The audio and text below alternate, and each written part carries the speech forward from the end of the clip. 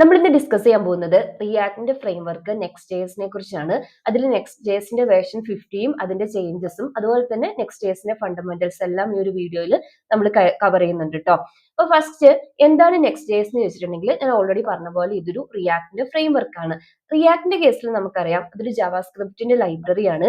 നമുക്കൊരു fully production മോഡിലുള്ള ഒരു library അല്ല. ഇത് ഫോക്കസ് ചെയ്യുന്നത് എപ്പോഴും ഒരു പ്രസന്റേഷനിൽ അല്ലെങ്കിൽ നമ്മുടെ ആപ്ലിക്കേഷന്റെ ഒരു വ്യൂ ലെയറിലായിരിക്കും. ഇപ്പൊ ഒരു ഫുള്ളി പ്രൊഡക്ഷൻ മോഡിൽ വരുന്ന ഒരു ആപ്ലിക്കേഷൻ എന്ന് പറയുമ്പോൾ അവിടെ റൗട്ടിംഗ് വേണം, അതുപോലെ തന്നെ ഡാറ്റ ഫെച്ചിങ് വേണം, ഒപ്റ്റിമൈസ്ഡ് ആയിട്ടുള്ള റെൻഡറിങ് ഇതെല്ലാം ചെയ്യണമെന്നുണ്ടെങ്കിൽ റിയാക്ടിന് ബാക്കിയുള്ള എക്സ്റ്റേണൽ ലൈബ്രറീസ് റിയാക്ടിന്റെ എക്കോസിസ്റ്റം തന്നെ പ്രൊവൈഡ് ചെയ്യുന്ന എക്സ്റ്റേണൽ ലൈബ്രറീസ് നമ്മൾ ഓൾറെഡി ഡിസ്കസ് ചെയ്തിട്ടുള്ള ടാൻസ്റ്റാക്കൊറി അല്ലെങ്കിൽ പിന്നെ റിഡക്സ് ടൂൾ കിറ്റ്, സ്റ്റേറ്റ് മാനേജ്മെന്റിന്റെ സിസ്റ്റം ആൻഡ് ബേസിക് ലൈബ്രറീസ്, ഇതൊക്കെ ഈ ലൈബ്രറീസ് എല്ലാം കൂടി ഇൻക്ലൂഡ് ചെയ്തിട്ടാണ് ഒരു കംപ്ലീറ്റ് പ്രൊജക്ട് നമ്മൾ റിയാക്ട് മാത്രം യൂസ് ചെയ്തിട്ട് ബിൽഡ് ചെയ്തെടുക്കുന്നത്.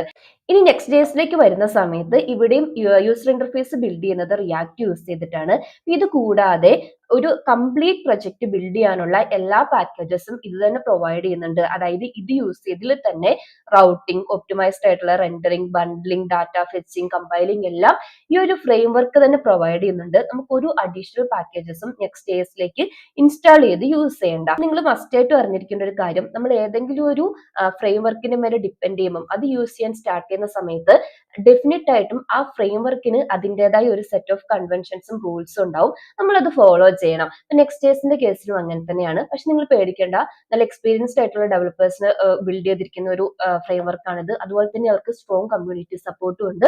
ഇപ്പൊ റിയാക്ട് 19 വന്ന സമയത്താണെങ്കിലും സർവർ സൈഡ് കോമ്പോണന്റിന്റെ ഒക്കെ കേസിൽ നമ്മൾ ഡിസ്കസ് ചെയ്തിട്ടുണ്ടായിരുന്നല്ലോ. അപ്പൊ ഓരോ പ്രാവശ്യം അവർ ഒന്നും കൂടി ഇമ്പ്രൂവ് ആയി വരുന്നുണ്ട്. അതുകൊണ്ട് ഏറ്റവും നല്ല റിയാക്ടിന്റെ ഒരു ഫ്രെയിംവർക്ക് തന്നെയാണിത്. നമ്മൾ ഇന്നത്തെ വീഡിയോയിൽ നോക്കാൻ പോകുന്നത് എങ്ങനെയാണ് ഒരു നെക്സ്റ്റ് ഡേയ്സ് നമ്മുടെ സിസ്റ്റത്തിൽ സെറ്റ് ചെയ്യുന്നത്, അതുപോലെ തന്നെ client side, server side components, app router use ചെയ്തിട്ട് റൗട്ടിംഗ് എങ്ങനെയാണ് സെറ്റ് ചെയ്യുന്നത്, അതുപോലെ തന്നെ data fetching, authentication, data mutation എല്ലാം എങ്ങനെയാണെന്ന് നമ്മൾ ഡീറ്റെയിൽ ആയിട്ട് ഇന്നത്തെ വീഡിയോയിൽ ഡിസ്കസ് ചെയ്യും. ഇൻ കേസ് നിങ്ങൾക്ക് നെക്സ്റ്റ് ഡേയ്സ് അറിയാമെങ്കിലും നെക്സ്റ്റ് ഡേയ്സ് 15 വരുന്ന ഒരു ചേഞ്ചസ്, നമ്മൾ ലേറ്റസ്റ്റ് വേർഷനിൽ വരുന്ന ചേഞ്ചും ഈ വീഡിയോയിൽ ഡിസ്കസ് ചെയ്യുന്നുണ്ട്. പ്രീ റിക്വസ്റ്റീസ് ആയിട്ട് എനിക്ക് പറയാനുള്ളത്, നിങ്ങൾക്ക് മസ്റ്റ് ആയിട്ടും HTML, CSS, ജാവാസ്ക്രിപ്റ്റ് അറിഞ്ഞിട്ടുണ്ടാവണം. അതുപോലെ തന്നെ മോഡേൺ ജാവാസ്ക്രിപ്റ്റ് ഫീച്ചേഴ്സ്, EXSXന്റെ ഫീച്ചേഴ്സ് അറിയണം. അതുപോലെ തന്നെ റിയാക്ടിന്റെ ഫണ്ടമെന്റൽസ്, അതായത് കോമ്പോണൻസ്, പ്രോപ്സ്, അതുപോലെ ഹുക്സ് ഒക്കെ അറിഞ്ഞിട്ടുണ്ടാവണം. ഇൻ കേസ് നിങ്ങൾക്ക് അറിയില്ലെങ്കിൽ നമ്മുടെ ചാനലിൽ ഡീറ്റെയിൽ ആയിട്ട് ഓരോ ടോപ്പിക്കും ഹാൻഡിൽ ചെയ്തിട്ടുണ്ട്. ഡിസ്ക്രിപ്ഷൻ ബോക്സ് ചെക്ക് ചെയ്ത് നോക്കിയാൽ മതി, ലിങ്ക് ഞാൻ കൊടുത്തേക്കാം കേട്ടോ. അപ്പോൾ ഒട്ടും താമസിക്കാതെ നമുക്ക് വീഡിയോ സ്റ്റാർട്ട് ചെയ്യാം. നെക്സ്റ്റ് ഡേയ്സ് നിങ്ങളുടെ സിസ്റ്റത്തിൽ സെറ്റ് ചെയ്യുന്നതിന് മുന്നേ നിങ്ങൾ രണ്ട് കാര്യങ്ങൾ ഇൻസ്റ്റാൾ ചെയ്യണം. ഒന്ന് Node.js, രണ്ടാമത്തത് പാക്കേജ് മാനേജർ npm ആണോ സെറ്റ് ചെയ്യാം കേട്ടോ. അപ്പൊ Node.js ഇൻസ്റ്റാൾ ചെയ്യേണ്ട വീഡിയോയും അതുപോലെ തന്നെ npm, നമ്മൾ Node.jsന്റെ ട്യൂട്ടോറിയലിൽ തന്നെ npm ഒക്കെ ഡീറ്റെയിൽ ആയിട്ട് ഡിസ്കസ് ചെയ്തിട്ടുണ്ട്. അപ്പൊ ഇത് രണ്ടും ആദ്യം ഇൻസ്റ്റാൾ ചെയ്യുക. ഞാൻ ഓൾറെഡി ഇത് രണ്ടും എന്റെ സിസ്റ്റത്തിൽ ഉണ്ട്. അപ്പൊ അതുകൊണ്ട് ഡയറക്റ്റ് ആയിട്ട് Next.js ആണ് ഇൻസ്റ്റാൾ ചെയ്യാൻ പോകുന്നത്. അത് നമ്മൾ വീടിന്റെ പ്രൊജക്റ്റിൽ, അതായത് റിയാക്ട് ഒക്കെ ഇൻസ്റ്റാൾ ചെയ്യുന്നില്ല, റിയാക്ടിന്റെ പ്രൊജക്ട് ഇൻസ്റ്റാൾ ചെയ്യുന്ന പോലെ തന്നെയാണ് വീറ്റ് യൂസ് ചെയ്തിട്ട്, അല്ലെങ്കിൽ ട്രഡീഷണൽ ആയിട്ടുള്ള ക്രിയേറ്റ് റിയാക്ട് ആപ്പ് ഒക്കെ ചെയ്യുന്ന പോലെ തന്നെയാണ്. സിംഗിൾ ലൈൻ കമാൻഡ് ആണ് npx space create next -app at latest. പിന്നെ നിങ്ങളുടെ പ്രൊജക്ടിന്റെ നെയിം കൊടുക്കുക. ഞാനിവിടെ സെയിം ഡയറക്ടറി തന്നെയാണ് യൂസ് ചെയ്യുന്നത്. ഇവിടെ പ്രൊജക്ട് നെയിം ചോദിക്കും, എനിക്ക് സെയിം ഡയറക്ടറി മതി. പിന്നെ നമ്മളോട് ടൈപ്പ് സ്ക്രിപ്റ്റ് വേണമെന്ന് ചോദിക്കും. ഞാൻ നോ ആണ് സെറ്റ് ചെയ്യുന്നത്. ESLint okay, yes. Tailwind CSS വേണം. അതുപോലെ തന്നെ സോഴ്സ് ഡയറക്ടറി ആ ഒരു സ്ട്രക്ചർ യെസ് ആണ്. വെള്ളമായിട്ട് ഓർഗനൈസ് ചെയ്യാൻ വേണ്ടിയിട്ട് ഞാനൊരു ഓപ്ഷൻ ചൂസ് ചെയ്യുവാണ്. ഫൈനലി ആപ്പ് റൗട്ടർ, അത് നമ്മൾ Next.js 15ന്റെ ലേറ്റസ്റ്റ് ചേഞ്ച് ആണല്ലോ, ഡെഫിനറ്റ് ആയിട്ടും വേണം. Finally turbo pack. ഇത് കുറച്ച് ടൈം എടുക്കും കേട്ടോ ഇൻസ്റ്റാൾ ആവാൻ. ഇൻസ്റ്റാളേഷൻ കംപ്ലീറ്റ് ആയിട്ടുണ്ട്. ഇനി നമുക്ക് ഈ ഒരു പ്രൊജക്ട് റൺ ചെയ്യാം. ഫസ്റ്റ് ഞാൻ ഇതൊന്ന് ക്ലിയർ ചെയ്യുവാണ്. ഞാൻ ഫസ്റ്റ് മൈ ആപ്പ് എന്ന് പറഞ്ഞിട്ടുള്ള എന്റെ ഫോൾഡറിന്റെ പ്രൊജക്റ്റിലേക്ക് ഒന്ന് കയറി. എന്നിട്ട് നമ്മൾ റൺ ചെയ്യുന്നത് വീട്ടിലെ പ്രൊജക്ട് ഒക്കെ റൺ ചെയ്യുന്ന പോലെ തന്നെ npm run. അപ്പൊ നമുക്ക് ലോക്കൽ ഹോസ്റ്റ് സെർവറിന്റെ URL കിട്ടും. ബ്രൗസറിൽ വന്നിട്ട് നമുക്കിതൊന്ന് ചെക്ക് ചെയ്ത് നോക്കാം.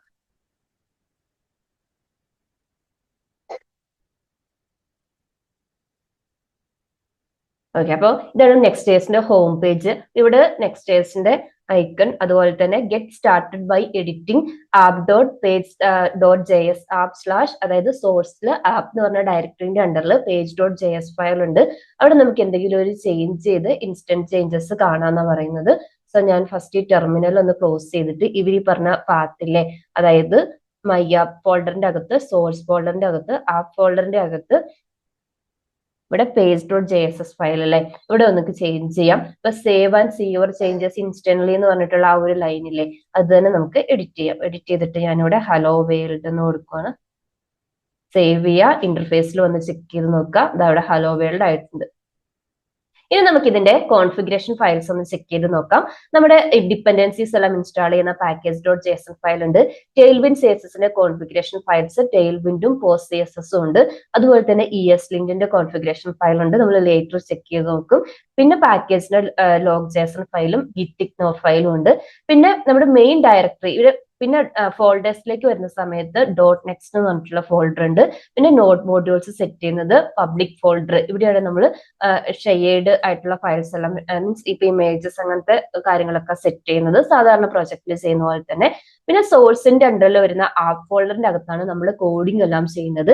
ഇവിടെ പേജ് ഡോട്ട് ജെ എസും പിന്നെ അതുപോലെ തന്നെ page dot J S file ഉണ്ട്, അതാണ് ഇപ്പൊ നമ്മൾ എഡിറ്റ് ചെയ്തത്. ഇത് നമ്മുടെ പ്രൊജക്ടിന്റെ റൂട്ട് ഫയലാണ്. അതുപോലെ തന്നെ റൂട്ട് ലേഔട്ട് ഫയലാണ് ഈ ഒരു layout dot J S file. പിന്നെ ഗ്ലോബൽ CSSഉം ഐക്കണും, നെക്സ്റ്റ് ഡേസിന്റെ ഐക്കണും അതുപോലെ തന്നെ CSSഉം, ഇത്രയാണ് ഇതിന്റെ ബേസിക് ഫയൽ സ്ട്രക്ചർ. നമുക്ക് നെക്സ്റ്റ് ഡേസിൽ ഏറ്റവും പവർഫുൾ ആയിട്ടുള്ള കോൺസെപ്റ്റ് റൗട്ടിങ്ങിന് സ്റ്റാർട്ട് ചെയ്യാം. റൗട്ടിംഗ് നമുക്ക് അറിയാവുന്ന പോലെ തന്നെ നെക്സ്റ്റ് ഡേസ് ഫോളോ ചെയ്യുന്നത് ഒരു ഫയൽ ബേസ്ഡ് റൗട്ടിംഗ് മെക്കാനിസം ആണ്. ഫയൽ ബേസ്ഡ് റൗട്ടിംഗ് മെക്കാനിസം എന്താന്ന് വെച്ചാൽ, നമ്മുടെ ഈ ഒരു പ്രൊജക്റ്റിൽ നമ്മൾ എങ്ങനെയാണോ നമ്മുടെ ഓരോ പ്രൊജക്ടിന്റെ ഫയൽസും ഫോൾഡേഴ്സും ഓർഗനൈസ് ചെയ്ത് വെക്കുന്നത്, അത് തന്നെയായിരിക്കും നമ്മുടെ പ്രൊജക്ടിന്റെ ഓരോ URLഉം. അതായത് ഇപ്പൊ നമ്മുടെ പ്രൊജക്റ്റില് കോണ്ടാക്ട് പേജ് ഉണ്ടാവും, എബൌട്ട് പേജ് ഉണ്ടാവും, സെറ്റിംഗ്സ് പേജ് ഉണ്ടാവും. ഇതിനൊക്കെ നമുക്ക് ഓരോ പ്രൊജക്ട് ഓരോ റൗട്ട് ആയിരിക്കും അല്ലെ. അപ്പൊ നമ്മൾ ഈ ക്രിയേറ്റ് ചെയ്യുന്ന ഓരോ ഫയൽസും ഓരോ റൗട്ട്സ് ആയിരിക്കും. അപ്പോൾ വേറെ നമ്മൾ ഇപ്പൊ സാധാരണ സ്റ്റാറ്റിക് ആയിട്ടുള്ള റിയാക്ട് ആപ്ലിക്കേഷൻസിലൊക്കെ സെപ്പറേറ്റ് ആയിട്ട് റൗട്ട്സും പാത്തൊക്കെ കൊടുക്കുന്ന പോലെ അതൊന്നും ഇവിടെ കൊടുക്കേണ്ട ആവശ്യമില്ല. നമ്മൾ എങ്ങനെയാണോ ഒരു ഫോൾഡറും ഫയലും ക്രിയേറ്റ് ചെയ്യുന്നത്, ആ ഫോൾഡറിന്റെ നെയിം ആയിരിക്കും URL ആ ഒരു കറസ്പോണ്ടിങ് പാത്ത് സെഗ്മെന്റ് അല്ലെങ്കിൽ URL സെഗ്മെന്റ്, ആ ഫയൽ ഒരു റൗട്ടും ആയിരിക്കും. നിങ്ങൾക്ക് മനസ്സിലായില്ലെങ്കിലും പേടിക്കേണ്ട, ഞാൻ കാണിച്ചു തരാം. അതായത് ഞാൻ നേരത്തെ പറഞ്ഞു എല്ലാ ഫ്രെയിംവർക്സിനും ഒരു സെറ്റ് ഓഫ് റൂൾസ് ഉണ്ടാവും അല്ലേ. ഫസ്റ്റ് നമുക്ക് റൂൾസ് നിന്ന് സ്റ്റാർട്ട് ചെയ്യാം. അപ്പൊ നെക്സ്റ്റ് സ്റ്റേജിൽ നമുക്ക് രണ്ട് ടൈപ്പ് റൗട്ടിംഗ് മെക്കാനിസം ഉണ്ട്, പേജസ് റൗട്ടറും അതുപോലെ ആപ്പ് റൗട്ടറും. റിയാക്ട് JS നെക്സ്റ്റ് സ്റ്റേജിന്റെ വേർഷൻ 13 മുതൽ ഈ ഒരു ആപ്പ് റൗട്ടർ മെക്കാനിസം ആണ് ഫോളോ ചെയ്യുന്നത്. അതുവരെ ഒരു പേജസ് റൗട്ടർ ആയിരുന്നു. പേജസ് റൗട്ടറും സ്റ്റിൽ എക്സിസ്റ്റിംഗ് ആണ്. നിങ്ങൾക്ക് പേജസ് റൗട്ടർ ആണ് അറിയുള്ളൂ, അതല്ലെങ്കിൽ അത് ചെയ്യണം എന്നുണ്ടെങ്കിൽ അത് യൂസ് ചെയ്യാം. പക്ഷെ റെക്കമെൻഡ് ചെയ്യുന്നത് ഈ ഒരു ആപ്പ് റൗട്ടർ ആണ്. ഇനി എന്താണ് ഈ ആപ്പ് റൗട്ടർ എന്ന് ചോദിച്ചിട്ടുണ്ടെങ്കിൽ, നമ്മൾ ക്രിയേറ്റ് ചെയ്യുന്ന എല്ലാ ഫോൾഡേഴ്സും ഫയൽസും ഈ ഒരു ആപ്പ് ഡയറക്ടറിന്റെ ഉള്ളിലായിരിക്കണം. നമ്മൾ നേരത്തെ കണ്ടിട്ടുണ്ടായിരുന്നു, സോഴ്സിൽ ആപ്പ് ഡയറക്ടറി കണ്ടിട്ടുണ്ടായിരുന്നു. നമ്മൾ എല്ലാ ഫയൽസും ഫോൾഡേഴ്സും ഈ ഒരു ആപ്പ് ഡയറക്ടറിന്റെ ഉള്ളിലാണ് ചെയ്യുന്നത്. അതുപോലെ തന്നെ ബൈ ഡിഫാൾട്ട് ഇതൊരു റിയാക്ട് സെർവർ കോമ്പോണൻസ് ആയിരിക്കും ക്രിയേറ്റ് ചെയ്യുന്ന എല്ലാ കോമ്പോണൻസും. അത് ഞാൻ ഡീറ്റെയിൽ ആയിട്ട് അടുത്ത സെക്ഷനിൽ പറയാം. നമ്മൾ റിയാക്ട് 19ന്റെ ട്യൂട്ടോറിയൽ എടുത്തവ പറഞ്ഞിട്ടുണ്ടായിരുന്നു, റിയാക്ട് 19 ഒന്നും കൂടെ സ്ട്രോങ് ആയിട്ട് ഇത് സപ്പോർട്ട് ചെയ്യുന്നുണ്ട്, react server side components support ചെയ്യുന്നുണ്ട്, ഇംപ്രൂവ്ഡ് ആയിട്ടുണ്ടെന്ന്. അതുകൊണ്ടാണ് ഞാൻ പറഞ്ഞത് ഈ ഒരു ആപ്പ് റൗട്ടർ മെക്കാനിസം ആണ് റെക്കമെൻഡ് ചെയ്യുന്നതെന്ന്. ഇനി രണ്ടാമത്തെ റൂള്, ഇപ്പൊ നമ്മൾ ഫസ്റ്റ് റൂൾ എന്ന് പറയുന്നത്, നമ്മുടെ ഈ ഒരു പ്രൊജക്റ്റിൽ ക്രിയേറ്റ് ചെയ്യുന്ന എല്ലാ ഫോൾഡേഴ്സും ഡയറക്ടറീസും ഫയൽസും നമ്മൾ പ്ലേസ് ചെയ്യേണ്ടത് ഈ ഒരു ആപ്പ് ഡയറക്ടറിന്റെ ഉള്ളിലായിരിക്കണം. ഇനി രണ്ടാമത്തെ കേസ് ഞാൻ നേരത്തെ പറഞ്ഞു, നമ്മൾ ക്രിയേറ്റ് ചെയ്യുന്ന ആ ഒരു ഫോൾഡർ നെയിം ആയിരിക്കും നമ്മൾ ഈ ഒരു ബ്രൗസറിൽ കൊടുക്കുന്ന ആ ഒരു URLന്റെ നെയിം. അപ്പോൾ ആ ഒരു ഫോൾഡർ ക്രിയേറ്റ് ചെയ്തു, ഇനി ആ ഫോൾഡറിന്റെ ഉള്ളിൽ ക്രിയേറ്റ് ചെയ്യുന്ന ഫയലാണ് നമ്മുടെ റൗട്ട്. അപ്പൊ ഈ റൗട്ടിന്റെ നെയിം എപ്പോഴും ഒന്നെങ്കിൽ നിങ്ങൾ ജാവാസ്ക്രിപ്റ്റ് ആണ് യൂസ് ചെയ്യുന്നതെന്നുണ്ടെങ്കിൽ പേജ് ഡോട്ട് JS എന്ന് കൊടുക്കാം, അല്ലെ നിങ്ങൾ ടൈപ്പ് സ്ക്രിപ്റ്റ് ആണെങ്കിൽ പേജ് ഡോട്ട് TXX. ഇത് രണ്ടെണ്ണേ കൊടുക്കാവുള്ളൂ, ഒന്നെങ്കിൽ പേജ് ഡോട്ട് JS കൊടുക്കുക അല്ലെങ്കിൽ പേജ് ഡോട്ട് TXS. മെയിൻ ആയിട്ട് 3 റൗട്ടിംഗ് കൺവെൻഷൻസ് ആണുള്ളത്. ഫസ്റ്റ് നമ്മൾ എല്ലാ റൗട്ട്സും പ്ലേസ് ചെയ്യേണ്ടത് ഈ ഒരു ആപ്പ് ഫോൾഡറിന്റെ ഉള്ളിലാണ്. രണ്ടാമത്തത് എല്ലാ ഫയൽസിന്റെയും name page dot JS or page dot TXS ആയിരിക്കണം. പിന്നെ എല്ലാ ഫോൾഡേഴ്സും കറസ്പോണ്ടിങ് പാത്ത് സെഗ്മെന്റ് ആയിരിക്കും നമ്മുടെ ബ്രൗസറിൽ. അതായത് ബ്രൗസറിൽ നമ്മൾ URL കൊടുക്കുമ്പോൾ ആ ഫോൾഡറിന്റെ നെയിം ആണ് കൊടുക്കുക. നിങ്ങൾക്ക് ഇനിയും കൺഫ്യൂഷൻ ഉണ്ടെങ്കിൽ നമുക്കൊരു എക്സാമ്പിളിൽ നിന്ന് സ്റ്റാർട്ട് ചെയ്യാം. ഫസ്റ്റ് ഞാനൊരു സ്റ്റാറ്റിക് റൗട്ട് ആണ് ക്രിയേറ്റ് ചെയ്യുന്നത്. നമുക്കൊരു എബൌട്ട് റൗട്ട് ക്രിയേറ്റ് ചെയ്യാം. അത് ഞാൻ ഫസ്റ്റ് ആപ്പ് ഡയറക്ടറിന്റെ ഉള്ളിൽ ഫോൾഡർ ക്രിയേറ്റ് ചെയ്യുവാണ്. എബൌട്ട് എന്ന് പറഞ്ഞാൽ നിങ്ങൾക്ക് എന്താണോ റൗട്ട് നെയിം നിങ്ങളുടെ ബ്രൗസറിലെ URL എന്ത് നെയിം ആണോ വരേണ്ടത് അതായിരിക്കണം ഫോൾഡറിന്റെ നെയിം ആയിട്ട് കൊടുക്കേണ്ടത്. രണ്ടാമത്തത് ഞാൻ പറഞ്ഞു നമ്മളിവിടെ ജാവാസ്ക്രിപ്റ്റ് ആണ് യൂസ് ചെയ്യുന്നത്. ടൈപ്പ് സ്ക്രിപ്റ്റ് ആണെങ്കിൽ .txs എന്ന് കൊടുക്കാം, page.txs. ജാവാസ്ക്രിപ്റ്റ് ആണെങ്കിൽ page.js എന്ന് കൊടുക്കുക.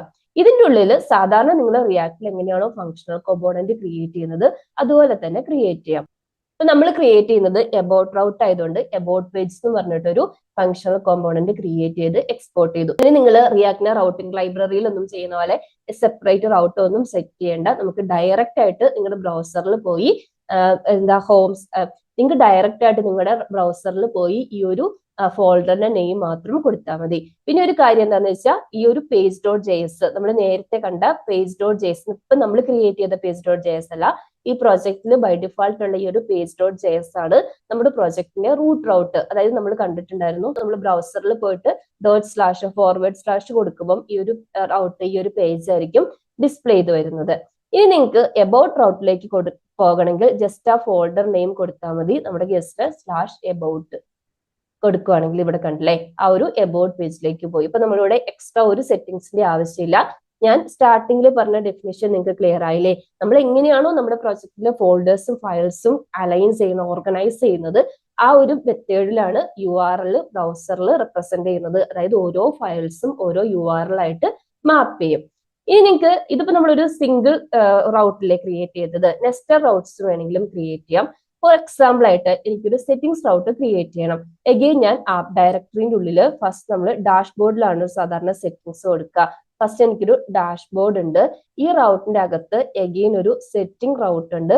ഇതിന്റെ അകത്താണ് ഞാൻ എൻ്റെ ഫയല് page.js ക്രിയേറ്റ് ചെയ്യുന്നത്. ഇവിടെ app.js ചെയ്ത പോലെ തന്നെ ഫങ്ഷണൽ കോമ്പോണന്റ് ക്രിയേറ്റ് ചെയ്ത് എക്സ്പോർട്ട് ചെയ്യാം. എഗെയിൻ നമുക്ക് ബ്രൗസറിൽ പോയിട്ട് ഈ എബൌട്ടിന് പകരം /dashboard/setting കൊടുക്കുക. നേരെ ആ റൗട്ടിലേക്ക് ഡാഷ്ബോർഡ് സെറ്റിംഗ്സ് എന്ന് പറഞ്ഞിട്ടുള്ള ആ ഒരു റൗട്ടിലേക്ക് പോയി.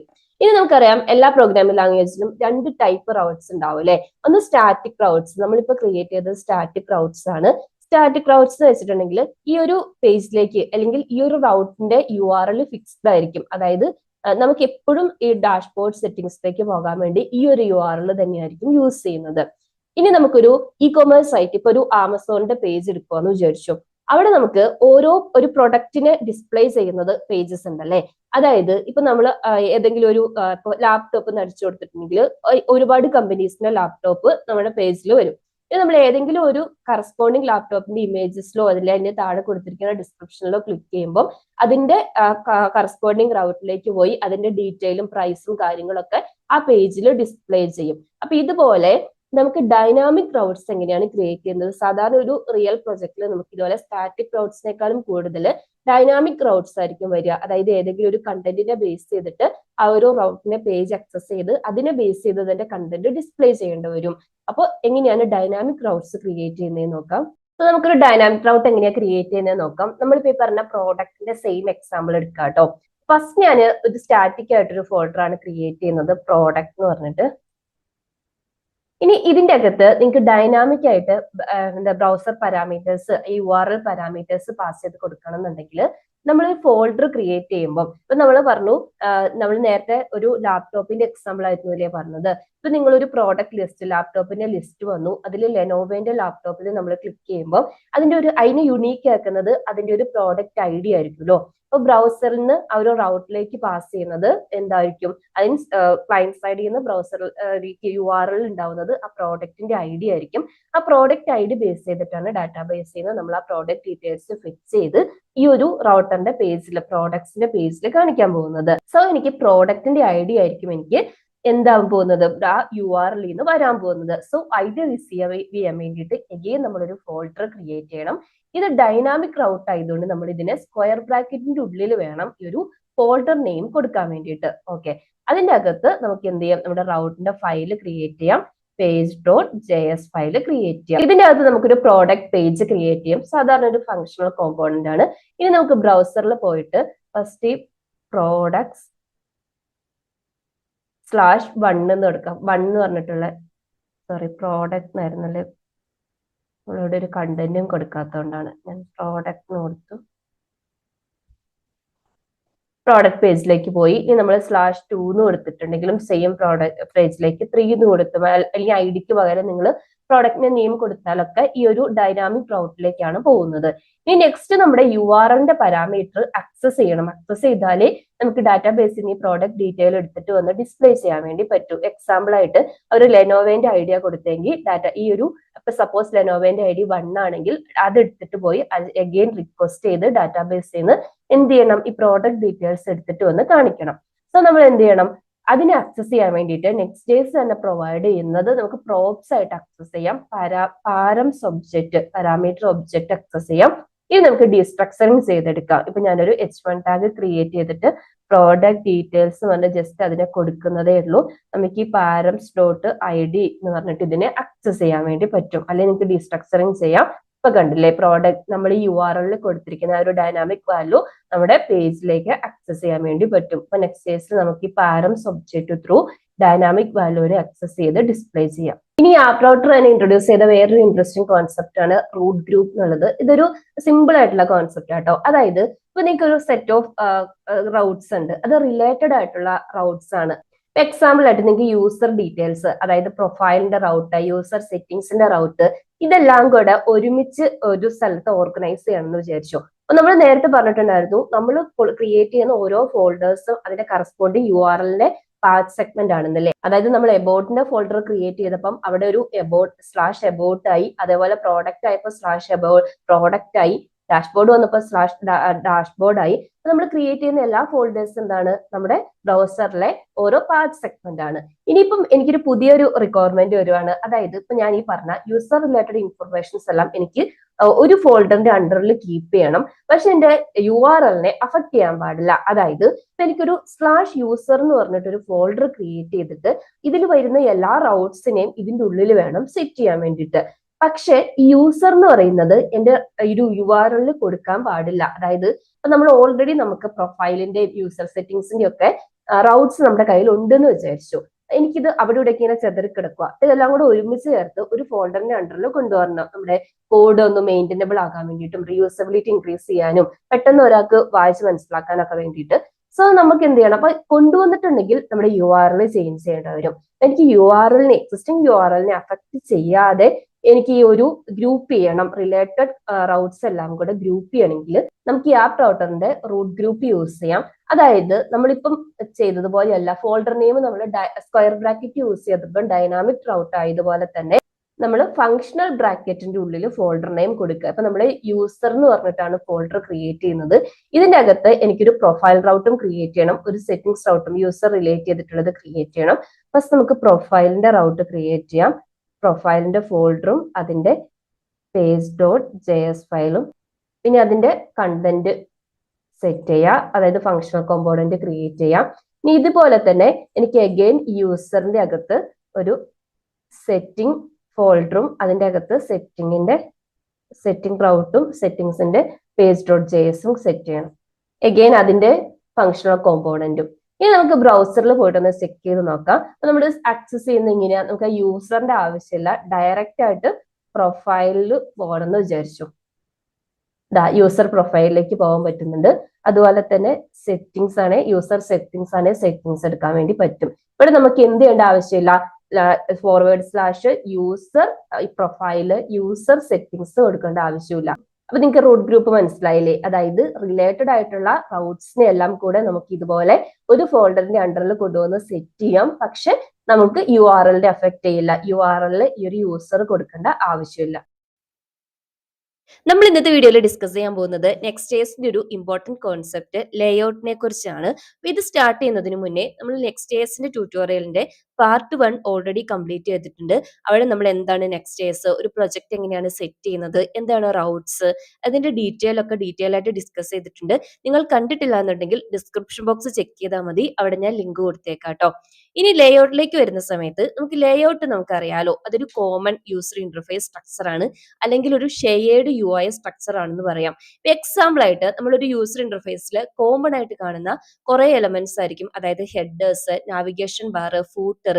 ഈ ഒരു പോർഷൻ നമ്മുടെ എല്ലാ പേജസിലും ഓൾമോസ്റ്റ് കോമൺ ആയിരിക്കും അല്ലെ. നമ്മൾ പോപ്പപ്പോ മോഡൽസോ അല്ലാതെ കോമൺ ആയിട്ട് വരുന്ന എല്ലാ റൗട്ട്സിലും ഞാൻ ഈ പറഞ്ഞ 3 കോമ്പോണൻസ് ഉണ്ടാവും. അപ്പൊ എല്ലാ പേജസിലും പോയിട്ട് ഈ കോമ്പോണന്റിനെ കോൾ ചെയ്യുന്നതിനേക്കാളും ബെറ്റർ നമ്മളൊരു കോമൺ ലേഔട്ട് ഉണ്ടാക്കിയിട്ട് അവിടേക്ക് നമ്മുടെ റൗട്ട്സിനെ ലോഡ് ചെയ്യുന്നതായിരിക്കുമല്ലോ. അപ്പൊ ഇതുപോലെ നമ്മുടെ ഒരു പ്രൊജക്ടിനെ കൺസിസ്റ്റന്റ് ആയിട്ട് എല്ലാ പേജസിലേക്കും ആവശ്യമുള്ള ഒരു ഷെയർഡ് എലമെന്റ്സിനെ കോമൺ ആയിട്ട് ഷെയർ ചെയ്ത് ഒരു കൺസിസ്റ്റന്റ് ആയിട്ട് ഒരു പ്രൊജക്ട് സ്ട്രക്ചർ മെയിൻറ്റെയിൻ ചെയ്യാൻ വേണ്ടിയിട്ട്, അതുപോലെ തന്നെ ഈ ഒരു കോമൺ ഷെയർഡ് UI എല്ലാ പേജസിലും അവൈലബിൾ ആക്കാൻ വേണ്ടിയിട്ട് നമ്മളെ ഹെൽപ്പ് ചെയ്യുന്നതാണ് ഈ ലേഔട്ട് എന്ന് പറഞ്ഞിട്ടുള്ള കോമ്പോണന്റ്. അതായത് ബേസിക്കലി പെർഫോമൻസ് ഒപ്റ്റിമൈസേഷന് വേണ്ടിയിട്ടും കോഡ് റിപ്പീറ്റേഷൻ അവോയ്ഡ് ചെയ്യാൻ വേണ്ടിയിട്ടും. പിന്നെ നമുക്ക് നെക്സ്റ്റ്.js എങ്ങനെയാണ് ഒരു ലേഔട്ട് കോൺസെപ്റ്റ് ഇംപ്ലിമെന്റ് ചെയ്തിരിക്കുന്നത് നോക്കാം. നെക്സ്റ്റ്.js ഒരു ലേഔട്ട് കോമ്പോണന്റ് ക്രിയേറ്റ് ചെയ്യുന്നത് ഭയങ്കര സിമ്പിൾ ആണ്. അതായത് നമ്മൾ സാധാരണ എങ്ങനെയാണോ ഒരു റിയാക്ട് കോമ്പോണന്റ് ക്രിയേറ്റ് ചെയ്യുന്നത് അതുപോലെ തന്നെ ക്രിയേറ്റ് ചെയ്ത് എക്സ്പോർട്ട് ചെയ്താൽ മതി കേട്ടോ. അപ്പൊ ഫസ്റ്റ് എനിക്ക് പറയാനുള്ളത് ലേഔട്ട് കോമ്പോണന്റ് മാൻഡേറ്ററി ആയിട്ടുള്ള ഒരു കാര്യമാണ്. രണ്ടാമത്തെ കേസ് നമ്മൾ ഫ്രം സ്ക്രാച്ച് ഇത് ബിൽഡ് ചെയ്യേണ്ട ആവശ്യമില്ല. നെക്സ്റ്റ്.js തന്നെ നമുക്ക് ഡീഫാൾട്ട് ആയിട്ട് ഒരു റൂട്ട് ലേഔട്ട് ഫയൽ പ്രൊവൈഡ് ചെയ്യുന്നുണ്ട്, അതായത് റൂട്ട് ലേഔട്ട് കോമ്പോണന്റ് പ്രൊവൈഡ് ചെയ്യുന്നുണ്ട്. അതായത് ഈ page.js എന്ന് പറഞ്ഞിട്ട് പ്രീവിയസ് വീഡിയോയിൽ നമ്മൾ ഡിസ്കസ് ചെയ്തിട്ടുണ്ടായിരുന്നില്ലേ, റൂട്ട് ലേഔട്ട് റൗട്ട് ഫയൽ കിട്ടുന്നുണ്ടെന്ന്. അതുപോലെ തന്നെ നെക്സ്റ്റ്.js പ്രൊവൈഡ് ചെയ്യുന്നതാണ് ഈ ഒരു റൂട്ട് ലേഔട്ട് ഫയലും. ഇതിലെ സ്ട്രക്ചർ ഞാൻ പറയാം. അതിനു മുന്നേ നമ്മൾ പ്രീവിയസ് വീഡിയോയിൽ പറഞ്ഞിട്ടുണ്ടായിരുന്നു ഈ ഒരു ഫ്രെയിംവർക്കിന്റെ നെയിമിംഗ് കൺവെൻഷൻ, എസ്പെഷ്യലി നമ്മൾ ആപ്പ് റൗട്ടർ യൂസ് ചെയ്യുന്ന സമയത്ത് ഒരു page.js ആയിരിക്കണം എല്ലാ റൗട്ട്സിന്റെയും നെയിം. നമ്മൾ ഫോൾഡേഴ്സിന്റെ നെയിം എന്താണ്, നമ്മൾ URL കൊടുക്കുന്ന ഒരു പാത്ത് സെഗ്മെന്റ് ആയിരിക്കും സ്ലാഷ്. ഫയൽ നെയിംസ് എപ്പോഴും എന്തായിരിക്കണം, page.js ഓർ ടൈപ്പ് സ്ക്രിപ്റ്റ് ആണെങ്കിൽ page.txs ആയിരിക്കണം എന്ന് പറഞ്ഞു. അതുപോലെ തന്നെയാണ് ഇവിടെയും ലേഔട്ടിന്റെ നെയിം എപ്പോഴും layout.js ഓർ txs ഇത് തന്നെയായിരിക്കണം കേട്ടോ. ഇനി നമുക്ക് ഈ ഒരു പ്രൊവൈഡ് ചെയ്യുന്ന ഈ ഒരു layout.js ഫയലിൽ പോവാം. ഈ മെറ്റ എന്നുള്ളത് മെറ്റഡാറ്റ ഞാൻ പിന്നെ പറഞ്ഞുതരാം. നമുക്ക് ആദ്യം JXSന്റെ പോർഷൻ നോക്കാം. ഞാൻ നേരത്തെ പറഞ്ഞ പോലെ ഇതൊരു സിമ്പിൾ റിയാക്ടിന്റെ കോമ്പോണന്റ് ആണ്. റൂട്ട് ലേഔട്ട് എന്നാണ് ഈ കോമ്പോണന്റ് നെയിം. എക്സ്പോർട്ട് ചെയ്തിട്ടുണ്ട്. ഇനി എല്ലാ ലേഔട്ട് കോമ്പോണന്റും മസ്റ്റ് ആയിട്ടും ഒരു ഇൻപുട്ട് പ്രോപ്സ് ഉണ്ടായിരിക്കും, അതായത് ചിൽഡ്രൻ ചൈൽഡ് കോമ്പോണന്റ്. അതായത് ഞാൻ നേരത്തെ പറഞ്ഞു നമുക്ക് സെറ്റ് ഓഫ് കോമ്പോണൻസ് ഫിക്സ്ഡ് ആയിരിക്കും. ഇപ്പൊ ഹെഡർ, നാവിഗേഷൻ, ഫൂട്ടർ എല്ലാം ഫിക്സ്ഡ് ആണ്. അവിടേക്ക് ഡൈനാമിക്കലി വരുന്ന സാധനങ്ങൾ എന്താണ്, ആ ഒരു പേജിലെ റൗട്ടിനെ ബേസ് ചെയ്തിട്ട് എന്ത് കണ്ടന്റ് ആണോ റെൻഡർ ചെയ്യേണ്ടത് അതായിരിക്കും ഈ ഒരു ലേഔട്ടിൽ ഡൈനാമിക്കലി വരുന്നത്. അപ്പോൾ ഡൈനാമിക് ആയിട്ട് നമ്മൾ റെൻഡർ ചെയ്യേണ്ട ആ ഒരു കോമ്പോണന്റ് ആണ് ഇതിന്റെ ഇൻപുട്ട് പ്രോപ്സ് ആയിട്ട് വരുന്നത്. ഇനി ഒരു HTML ടാഗ് ഉണ്ട്. ബോഡി ടാഗിന്റെ അകത്ത് നമ്മൾ ഈ വരുന്ന ഇൻപുട്ട് പ്രോപ്സിനെ, അതായത് ചൈൽഡ് കോമ്പോണന്റിനെ റെൻഡർ ചെയ്തിട്ടുണ്ട്. എക്സാമ്പിൾ ആയിട്ട് പറയുവാണെങ്കിൽ ഇനിഷ്യലി ഈ ഒരു ചൈൽഡ് കോമ്പോണന്റിലേക്ക് ഇൻപുട്ട് ആയിട്ട് വരുന്നത് നമ്മുടെ ഒരു page.js ഫയൽ ആയിരിക്കും. അപ്പൊ ഞാൻ ബ്രൗസറിൽ വന്നിട്ട് നിങ്ങളെ കാണിച്ചു തരാം. ഇവിടെ ഞാൻ ഡാഷ്ബോർഡ് എടുത്തു വെച്ചിട്ടുള്ളത് കൊണ്ടാണ് ഫോർവേഡ് സ്ലാഷ് അടിച്ചിട്ടുണ്ടെങ്കിൽ ഇവിടെ ലോഡ് ചെയ്ത് വരുന്നത് നമ്മുടെ ആ ഒരു നെക്സ്റ്റ്.jsന്റെ ആ ഒരു page.js ഫയൽ അല്ലെ. ഇനി നമുക്ക് ഇതൊന്ന് ഇൻസ്പെക്ട് ചെയ്തിട്ട് ചെക്ക് ചെയ്ത് നോക്കാം. അപ്പൊ ഏറ്റവും സ്റ്റാർട്ടിങ്ങിൽ വരുന്നത് നമ്മുടെ ലേഔട്ടിലെ ലാംഗ്വേജ് ഇംഗ്ലീഷ് എന്ന് പറഞ്ഞ് കൊടുത്തിട്ടില്ലേ, എന്ന് പറഞ്ഞ് കൊടുത്തിട്ടില്ലേ, ഇവിടെയാണ് ഈ ഒരു ലേഔട്ട് സ്റ്റാർട്ട് ചെയ്യുന്നത്. അതിന്റെ അകത്താണ് നമ്മുടെ ഈ ഒരു page.js ഫയലിന്റെ കണ്ടന്റ് ഡിസ്പ്ലേ ചെയ്തിരിക്കുന്നത്, റെൻഡർ ചെയ്തിരിക്കുന്നത്. ഇനി ഇൻ കേസ് നമ്മൾ ഇവിടുന്ന് മാറിയിട്ട് നമ്മുടെ ഡാഷ്ബോർഡിന്റെ പേജിലേക്ക് പോയിട്ടുണ്ട്, എഗെയിൻ സ്റ്റിൽ ആ ലേഔട്ടിന്റെ പേജ് ഉണ്ടാവും. അതിന്റെ അകത്താണ് നമ്മൾ ആ കൊടുത്തിരിക്കുന്ന ആ ഒരു ഡാഷ്ബോർഡിന്റെ കണ്ടന്റ് ഇല്ലേ, ഡാഷ്ബോർഡ് സെറ്റിംഗ്സ് എന്ന് പറഞ്ഞ് നമ്മുടെ ആ ഒരു റിയാക്ട് കോമ്പോണന്റ് റെൻഡർ ആയിട്ട് വരുന്നത്. അതായത് എപ്പോഴും എന്തായിരിക്കും, ഈ ഒരു HTML ബോഡി ടാഗും ഫിക്സ്ഡ് ആയിരിക്കും. ഇതിലേക്കാണ് ഓരോ റൗട്ട് നമ്മൾ എടുക്കുമ്പോഴും ആ റൗട്ടിന് കറസ്പോണ്ടിങ് ആയിട്ടുള്ള കോമ്പോണന്റ് വന്ന് റെൻഡർ ആവുന്നത്. അപ്പം ഞാൻ നേരത്തെ പറഞ്ഞ പോലെ ഞാൻ ഈ video already Raut component about page ഒക്കെ പ്രീവിയസ് വീഡിയോയിൽ ഡിസ്കസ് ചെയ്തതാണ്, നമ്മൾ ചെയ്തതാണ്. കണ്ടിട്ടില്ലാത്തവർ ജസ്റ്റ് ഒന്ന് ചെക്ക് ചെയ്ത് നോക്കണം കേട്ടോ. ഇനി ഞാൻ വീഡിയോന്റെ സ്റ്റാർട്ടിങ്ങിൽ കാണിച്ച ഇമേജിന് കറസ്പോണ്ടിങ് ആയിട്ട് നമുക്കൊരു ഹെഡറും ഫൂട്ടറും വരുമ്പോൾ എല്ലാ ലേഔട്ടിനും ഞാൻ പറഞ്ഞിട്ടുണ്ടായിരുന്നു, ലേഔട്ട് എന്ന് പറയുന്നത് ഒരു ഷെയർഡ് UI ആണ്, യൂസർ ഇന്റർഫേസ് ആണ്. എല്ലാ പേജസിലും എല്ലാ റൗട്ട്സിലും ഇത് അവൈലബിൾ ആയിരിക്കും.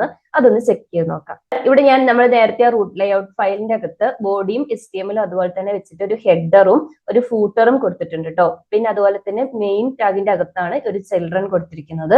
ഓക്കെ, അപ്പൊ ഒരു ഹെഡർ ടാഗ് ഉണ്ട്, നമ്മുടെ കണ്ടന്റ് ചൈൽഡ് കോമ്പോണന്റ് റെൻഡർ ആക്കാൻ വേണ്ടിയിട്ടുള്ള ചിൽഡ്രൻ സെക്ഷൻ ഉണ്ട്, അതുപോലെ ഫൈനലി ഫൂട്ടർ സെക്ഷൻ ഉണ്ട്. ഇനി നമുക്ക് അഗെയിൻ ബ്രൗസറിൽ പോയിട്ടുണ്ട്, നമ്മുടെ ഡാഷ്ബോർഡ് സെറ്റിംഗ്സ് നോക്കിയാൽ നമ്മുടെ കോമ്പോണന്റ് ഈ ഒരു ഹെഡറിന്റെയും ഫൂട്ടറിന്റെയും ഉള്ളിലാണ് അല്ലെ റെൻഡർ ആയിരിക്കുന്നത്. ഇനി നമുക്ക് എബൌട്ട് പേജിലേക്ക് ഒന്ന് പോയി നോക്കാം. എബൌട്ട് അസ് എന്നുള്ള പേജും അഗെയിൻ ഈ ഹെഡറിന്റെയും ഫൂട്ടറിന്റെയും ഒരു ഇടയിലാണ്. അതായത് എപ്പോഴും എന്തായിരിക്കും, എല്ലാ പേജസിലും ഈ ഒരു ലേഔട്ട് കോമ്പോണന്റ് അവൈലബിൾ ആയിരിക്കും, അല്ലെങ്കിൽ ലേഔട്ട് കോമ്പോണന്റ് ഉള്ളിലേക്കാണ് ചൈൽഡ് കോമ്പോണന്റ് വന്ന് റെൻഡർ ആവുന്നത്. അപ്പൊ നിങ്ങൾക്ക് ഞാൻ ആ പറഞ്ഞ ഡെഫിനിഷൻ ക്ലിയർ ആയില്ലേ? അതായത് ഇതൊരു ഫിക്സ്ഡ് യൂസർ ഇന്റർഫേസ് ആണ്, അല്ലെങ്കിൽ ഒരു ഷെയർഡ് യൂസർ ഇന്റർഫേസ് ആണ്. ഇവിടേക്കാണ് നമ്മൾ ചൈൽഡ് കോമ്പോണന്റിനെ ഡൈനാമിക്കലി പാസ് ചെയ്ത് റെൻഡർ ചെയ്യുന്നത്. ഇനി നമുക്ക് ലേഔട്ടിലെ തന്നെ അടുത്ത കോൺസെപ്റ്റ് നെസ്റ്റഡ് ലേഔട്ട്സ് എങ്ങനെയാന്ന് നോക്കാം. നമ്മൾ പ്രീവിയസ് വീഡിയോയിലെ നെസ്റ്റഡ് റൗട്ട്സിൽ കണ്ട പോലെ തന്നെ ഇവിടെ നമുക്ക് നെസ്റ്റഡ് ലേഔട്ട്സും ക്രിയേറ്റ് ചെയ്യാം. അതായത് ഇപ്പൊ നമുക്ക് ഒരു റൗട്ടിന് സ്പെസിഫിക് ആയിട്ട് ഒരു ലേഔട്ട് വേണമെന്ന് വിചാരിച്ചു. ഇവിടെ നമ്മൾ ചെയ്തിരിക്കുന്ന ഈ ഒരു യൂസർ ഇന്റർഫേസ്, ഈ ഒരു ലേഔട്ട് എല്ലാ പേജസിലേക്കും അവൈലബിൾ ആയിരിക്കും അല്ലെ, അതായത് എല്ലാ റൗട്ട്സിലും അവൈലബിൾ ആയിരിക്കും. അതിന് പകരം നമുക്ക് ഈ ഡാഷ്ബോർഡിൽ സെറ്റിംഗ്സ് നമ്മൾ ക്രിയേറ്റ് ചെയ്തിട്ടുണ്ടല്ലോ, ഈ സെറ്റിംഗ്സ് റൗട്ടിന് നമുക്ക് സ്പെസിഫിക് ആയിട്ട് ഒരു ലേഔട്ട് വേണം. അത് ആ ഒരു പർട്ടിക്കുലർ കോമ്പോണന്റ് അല്ലെങ്കിൽ ഈ ഒരു ഡാഷ്ബോർഡിന്റെ സെറ്റിംഗ്സ് റൗട്ട് ലോഡ് ചെയ്യുമ്പോൾ മാത്രം നമുക്ക് ഈ ഒരു ലേഔട്ട് ലോഡ് ചെയ്ത് വന്നാൽ മതി. അങ്ങനെയാണെന്നുണ്ടെങ്കിൽ ഈ ഒരു ഫോൾഡറിന്റെ അകത്ത് നമ്മൾ page.js ഫയൽ ക്രിയേറ്റ് ചെയ്ത പോലെ layout.js ഫയൽ ക്രിയേറ്റ് ചെയ്യുക. നോർമലി ചെയ്യുന്ന പോലെ തന്നെ എക്സ്പോർട്ട് ഡിഫാൾട്ട് കൊടുത്ത് നമ്മൾ ഈ ഒരു ഫങ്ഷണൽ കോമ്പോണന്റ് ക്രിയേറ്റ് ചെയ്യുക. എക്സ്പോർട്ട് ഡിഫാൾട്ട് ഫങ്ഷൻ, ഞാനിവിടെ ഡാഷ്ബോർഡ് ലേഔട്ട് എന്നാണ് ലേഔട്ട് നെയിം കൊടുക്കുന്നത്. ഞാൻ നേരത്തെ പറഞ്ഞ പോലെ എല്ലാ ലേഔട്ടിന്റെയും മാൻഡേറ്ററി പാർട്ടാണ് അതിന്റെ ചൈൽഡ് കോമ്പോണന്റ്. ചൈൽഡ് കോമ്പോണന്റ് കൊടുക്കുക പ്രോപ്സ് ആയിട്ട്.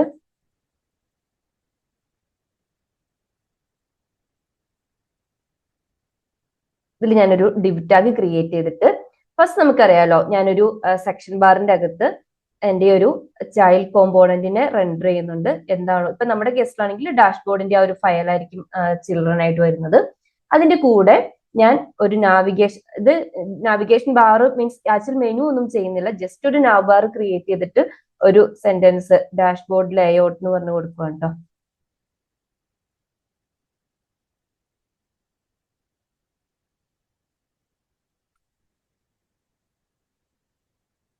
ഡാഷ്ബോർഡ് ലേഔട്ട് എന്ന് കൊടുത്തു. നമുക്ക് എഗെയിൻ ഇവിടെ വന്നിട്ട് ഒന്ന് ചെക്ക് ചെയ്ത് നോക്കാം. അപ്പൊ എബൌട്ട് പേജിലല്ലേ ഉള്ളത്, ഡാഷ്ബോർഡ് പേജിലേക്ക് ഒന്ന് പോയി നോക്കാം.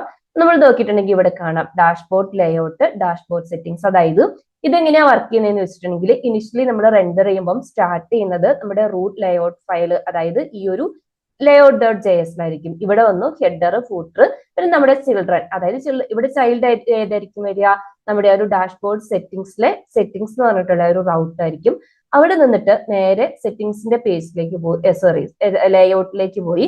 ഇവിടെ നിന്ന് ഈ ലേഔട്ടും അതിന്റെ ചിൽഡ്രനും, ഇതിന്റെ ചിൽഡ്രൻ ആണ് ആക്ച്വലി എന്ത് വരുന്നത്, നമ്മുടെ സെറ്റിംഗ്സിന്റെ. അപ്പം ലേഔട്ടിന്റെ ചിൽഡ്രൻ ആയിട്ട് വരുന്നത് ഈ ഒരു സെറ്റിംഗ്സിന്റെ ലേഔട്ട് ആയിരിക്കും. സെറ്റിംഗ്സിന്റെ ലേഔട്ടിന്റെ ചൈൽഡ് ആയിട്ട് വരുന്നതായിരിക്കും നമ്മുടെ ആക്ച്വൽ ഡാഷ്ബോർഡ് സെറ്റിംഗ്സിന്റെ ആ ഒരു ഫയൽ. അപ്പൊ നെസ്റ്റഡ് ആയിട്ട് ഇതുപോലെ ഇപ്പൊ നമുക്ക് ഒന്നിൽ കൂടുതൽ ഫസ്റ്റ് നമ്മൾ നമ്മുടെ റൂട്ട് ലേഔട്ട്, അത് കഴിഞ്ഞിട്ട് ഡാഷ്ബോർഡിന്റെ സ്പെസിഫിക് ആയിട്ടുള്ള ലേഔട്ട്, അതിന്റെ കൂടെയാണ് അല്ലെങ്കിൽ അതിന്റെ അകത്താണ് എന്ത് റെൻഡർ ആയിരിക്കുന്നത്, നമ്മുടെ ഒരു actual dashboard settings Raut render ആയിരിക്കുന്നത്. ഇനി നമുക്ക് ജസ്റ്റ് ഒന്ന് എബൌട്ട് പേജിലേക്ക് പോയി നോക്കാം. അവിടെ നമുക്ക് എന്താ എബൌട്ടിന്റെ നമ്മളെ ഷെയർഡ് UI, അതായത് റൂട്ട് ലേഔട്ട് മാത്രമേ ഉള്ളൂ. നമ്മൾ സ്പെസിഫിക് ആയിട്ട് ഒരു ലേഔട്ട് ഇവിടെ ക്രിയേറ്റ് ചെയ്യാത്തതുകൊണ്ട് ജസ്റ്റ് ആ എബൌട്ടിന്റെ എബൌട്ട് പേജ് മാത്രമേ ഉള്ളൂ. അപ്പൊ ഇങ്ങനെയാണ് നമുക്ക് നെസ്റ്റഡ് ആയിട്ടുള്ള, അതായത് സ്പെസിഫിക് ആയിട്ടുള്ള ലേഔട്ട്സ് ഓരോ റൗട്ട്സിനും ക്രിയേറ്റ് ചെയ്യണമെങ്കിൽ നെസ്റ്റഡ് ആയിട്ട് ക്രിയേറ്റ് ചെയ്യാം. അപ്പൊ നിങ്ങൾക്ക് റിക്വയർമെന്റ് അനുസരിച്ചിട്ട് പ്രോഡക്ട്സിനാണെങ്കിൽ എത്ര പ്രോഡക്ട്സിനെ ബേസ് ചെയ്തിട്ടൊക്കെ ക്രിയേറ്റ് ചെയ്യാം കേട്ടോ. നമ്മൾ നെക്സ്റ്റ്.js പ്രീവിയസ് വീഡിയോസിൽ എങ്ങനെയാണ് റൗട്ടിങ് ചെയ്യുന്നതെന്നായിരുന്നു നോക്കിയത്. അവിടെ നമ്മൾ മാനുവൽ റൂട്ടിംഗ് ആയിരുന്നു നോക്കിയത്. അതായത് നമുക്ക് ഏതെങ്കിലും ഒരു സ്പെസിഫിക് ആയിട്ടുള്ള റൗട്ടിലേക്ക് നാവിഗേറ്റ് ചെയ്ത് പോകണമെങ്കിൽ, എക്സാമ്പിൾ ഇപ്പൊ നമ്മൾ നിൽക്കുന്നത് ഹോം റൗട്ടിലാണ്, ഇനി നമുക്ക് എബൌട്ട് പേജിലേക്ക് പോകണമെങ്കിൽ നമ്മൾ മാനുവലി /about കൊടുക്കും. അല്ല നമ്മുടെ ഡാഷ്ബോർഡ് സെറ്റിംഗ്സിലേക്കാണ് പോകുന്നതെങ്കിൽ ആ URL കൊടുക്കും. അപ്പൊ നമ്മൾ മാനുവലി ബ്രൗസറിൽ വന്നിട്ട് ആ ഒരു URL കൊടുത്തിട്ടായിരുന്നു ഓരോ പേജിലേക്കും നാവിഗേറ്റ് ചെയ്ത് പോകുന്നത്. ഇനി നമ്മളൊരു റിയൽ പ്രൊജക്റ്റിലേക്ക് വരുന്ന സമയത്ത് അവിടെ പ്രോഗ്രാമാറ്റിക്കലി ആയിട്ടുള്ള നാവിഗേഷൻസ് അല്ലെങ്കിൽ നാവിഗേഷൻ കോമ്പോണൻസ് ഉണ്ടാവും നമ്മുടെ ഒരു ഇന്റർഫേസിൽ. എക്സാമ്പിൾ ആയിട്ട് ലിങ്ക്സ് അല്ലെങ്കിൽ ബട്ടൺസ് ഒക്കെ ഉണ്ടാവും. ഇത് ക്ലിക്ക് ചെയ്യുമ്പോഴായിരിക്കും നമുക്ക് അടുത്ത പേജിലേക്ക് നാവിഗേറ്റ് ചെയ്ത് പോവുക. അല്ലെങ്കിൽ ഇപ്പൊ മെനൂസ് ഉണ്ടാവും, മെനു ക്ലിക്കിലായിരിക്കും നമുക്ക് കറസ്പോണ്ടിങ് പേജ് ലോഡ് ചെയ്ത് വരിക. അപ്പൊ എങ്ങനെയാണ് ഈ ഒരു നാവിഗേഷൻ ചെയ്തതെന്ന് ഫസ്റ്റ് നമുക്ക് നോക്കാം. അതിനു വേണ്ടിയിട്ട് സാധാരണ നിങ്ങളിപ്പോ jQuery ജാവാസ്ക്രിപ്റ്റ് ഒക്കെ യൂസ് ചെയ്യുന്നതാണെങ്കിൽ അവിടെ നമ്മൾ normal HTML anchor tag use ചെയ്തിട്ടായിരിക്കും അല്ലെ നാവിഗേറ്റ് ചെയ്യുക. അതായത് ഇപ്പൊ ആങ്കർ ടാഗ് ക്രിയേറ്റ് ചെയ്യും, അതിൽ hrefനകത്ത് നമുക്ക് എവിടേക്കാണ് പോകേണ്ടത് ആ ഒരു ലൊക്കേഷൻ സെറ്റ് ചെയ്ത് കൊടുക്കും. ക്ലിക്ക് ചെയ്യുമ്പോൾ കറസ്പോണ്ടിങ് പേജ് ലോഡ് ചെയ്ത് വരും. ഇവിടെ അങ്ങനെയല്ല, ഇവിടെ Next.js തന്നെ പ്രൊവൈഡ് ചെയ്യുന്ന കോമ്പോണന്റ് ആണ് ലിങ്ക് കോമ്പോണന്റ്. അത് യൂസ് ചെയ്തിട്ട് നമുക്ക് നാവിഗേറ്റ് ചെയ്യും. അപ്പൊ ഇനി ഈ ഒരു ലിങ്ക് കോമ്പോണന്റിന്റെ അഡ്വാൻറ്റേജ് എന്താണെന്ന് വെച്ചാൽ ഈ ഒരു ട്രഡീഷണൽ ആങ്കർ ടാഗിനെ കമ്പയർ ചെയ്യുന്ന സമയത്ത് പെർഫോമൻസ് ഇംപ്രൂവ്ഡ് ആവും. അതായത് ഈ ഒരു ആങ്കർ ടാഗിന്റെ കേസിൽ നമ്മൾ വേറൊരു പേജിലേക്ക് നാവിഗേറ്റ് ചെയ്ത് പോകുമ്പോൾ ആ ഫുൾ പേജ് ആണ് റീലോഡ് ആവുന്നത്. ലിങ്കിന്റെ കേസിലാണെങ്കിൽ നമ്മുടെ ഒരു പേജിലെ ആ ഒരു റിക്വയർഡ് ആയിട്ടുള്ള ഏരിയ ആ ഒരു പാർട്ട് മാത്രമേ അപ്ഡേറ്റ് ആവുള്ളൂ. അപ്പൊ ഫാസ്റ്റർ നാവിഗേഷൻ ആയിരിക്കും. അതുപോലെ തന്നെ ഇവിടെ ഒരു പ്രീഫെച്ചിങ് കോൺസെപ്റ്റ് ഉണ്ട്. അതായത് നമ്മുടെ വ്യൂ പോർട്ടിൽ ഈ ഒരു ലിങ്ക് വിസിബിൾ ആകുമ്പോൾ ഓട്ടോമാറ്റിക്കലി Next.js ഈ ഒരു ലിങ്കിന്റെ പേജസിനെ എടുത്തു വെക്കും. സോ നമ്മൾ ഒരു പ്രാവശ്യം ക്ലിക്ക് ചെയ്യുമ്പോൾ ഇൻസ്റ്റന്റ്ലി എന്ത് ചെയ്യും, ഈ ഒരു നെക്സ്റ്റ് പേജിലേക്ക് നാവിഗേറ്റ് ചെയ്ത് പോകും. അതായത് ആക്സസിങ് നടക്കുന്നത് വ്യൂ പോർട്ടിൽ ലിങ്ക് വിസിബിൾ ആകുമ്പോഴേ ഈ ഒരു ഓട്ടോമാറ്റിക് ആയിട്ട് ബാക്ക് എൻഡിൽ ഈ ഒരു ലിങ്ക് ബേസ് ചെയ്തിട്ടുള്ള പേജ് പ്രീഫെച്ച് ചെയ്ത് വെച്ചിട്ടുണ്ടാവും. സോ ഇൻസ്റ്റന്റ് ആയിട്ടുള്ള നാവിഗേഷൻസ് ആയിരിക്കും ഉണ്ടാവുക. അപ്പൊ നമുക്ക് ഈ ഒരു ലിങ്ക് കോമ്പോണന്റ് എങ്ങനെയാ യൂസ് ചെയ്യുന്നത് നോക്കാം. അതിന് വേണ്ടിയിട്ട് ഫസ്റ്റ് ഞാൻ എന്റെ ഫോൾഡറിന്റെ അണ്ടറിൽ ഒരു കോമ്പോണന്റ് ഫോൾഡർ ക്രിയേറ്റ് ചെയ്യുവാണ്. ഈ കോമ്പോണന്റ് ഫോൾഡറിന്റെ അകത്ത് ഒരു പേജ് നോർമൽ നമ്മൾ റിയാക്ടിലെ കോമ്പോണൻസ് ക്രിയേറ്റ് ചെയ്യൂ അല്ലെ, അതുപോലെ തന്നെ നാവിഗേഷൻ എന്ന് പറഞ്ഞിട്ട് .js എന്ന് പറഞ്ഞിട്ട് ഒരു പേജ് ക്രിയേറ്റ് ചെയ്യുന്നു.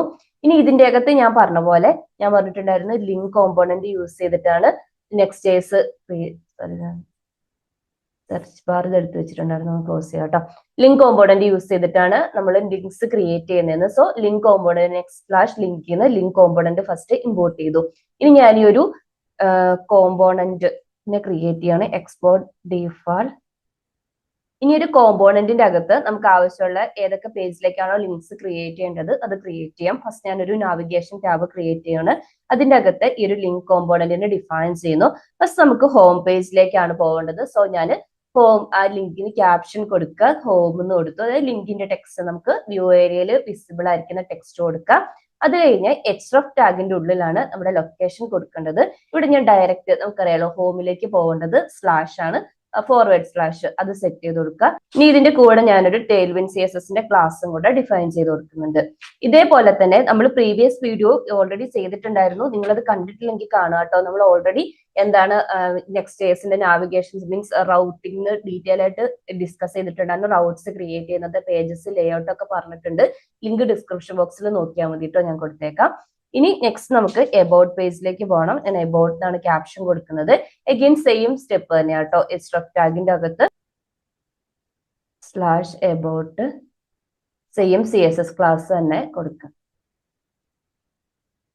ഫൈനലി നമ്മളൊരു ഡാഷ്ബോർഡ് ക്രിയേറ്റ് ചെയ്തിട്ടുണ്ട്, അതും സെറ്റ് ചെയ്ത് കൊടുക്കുക.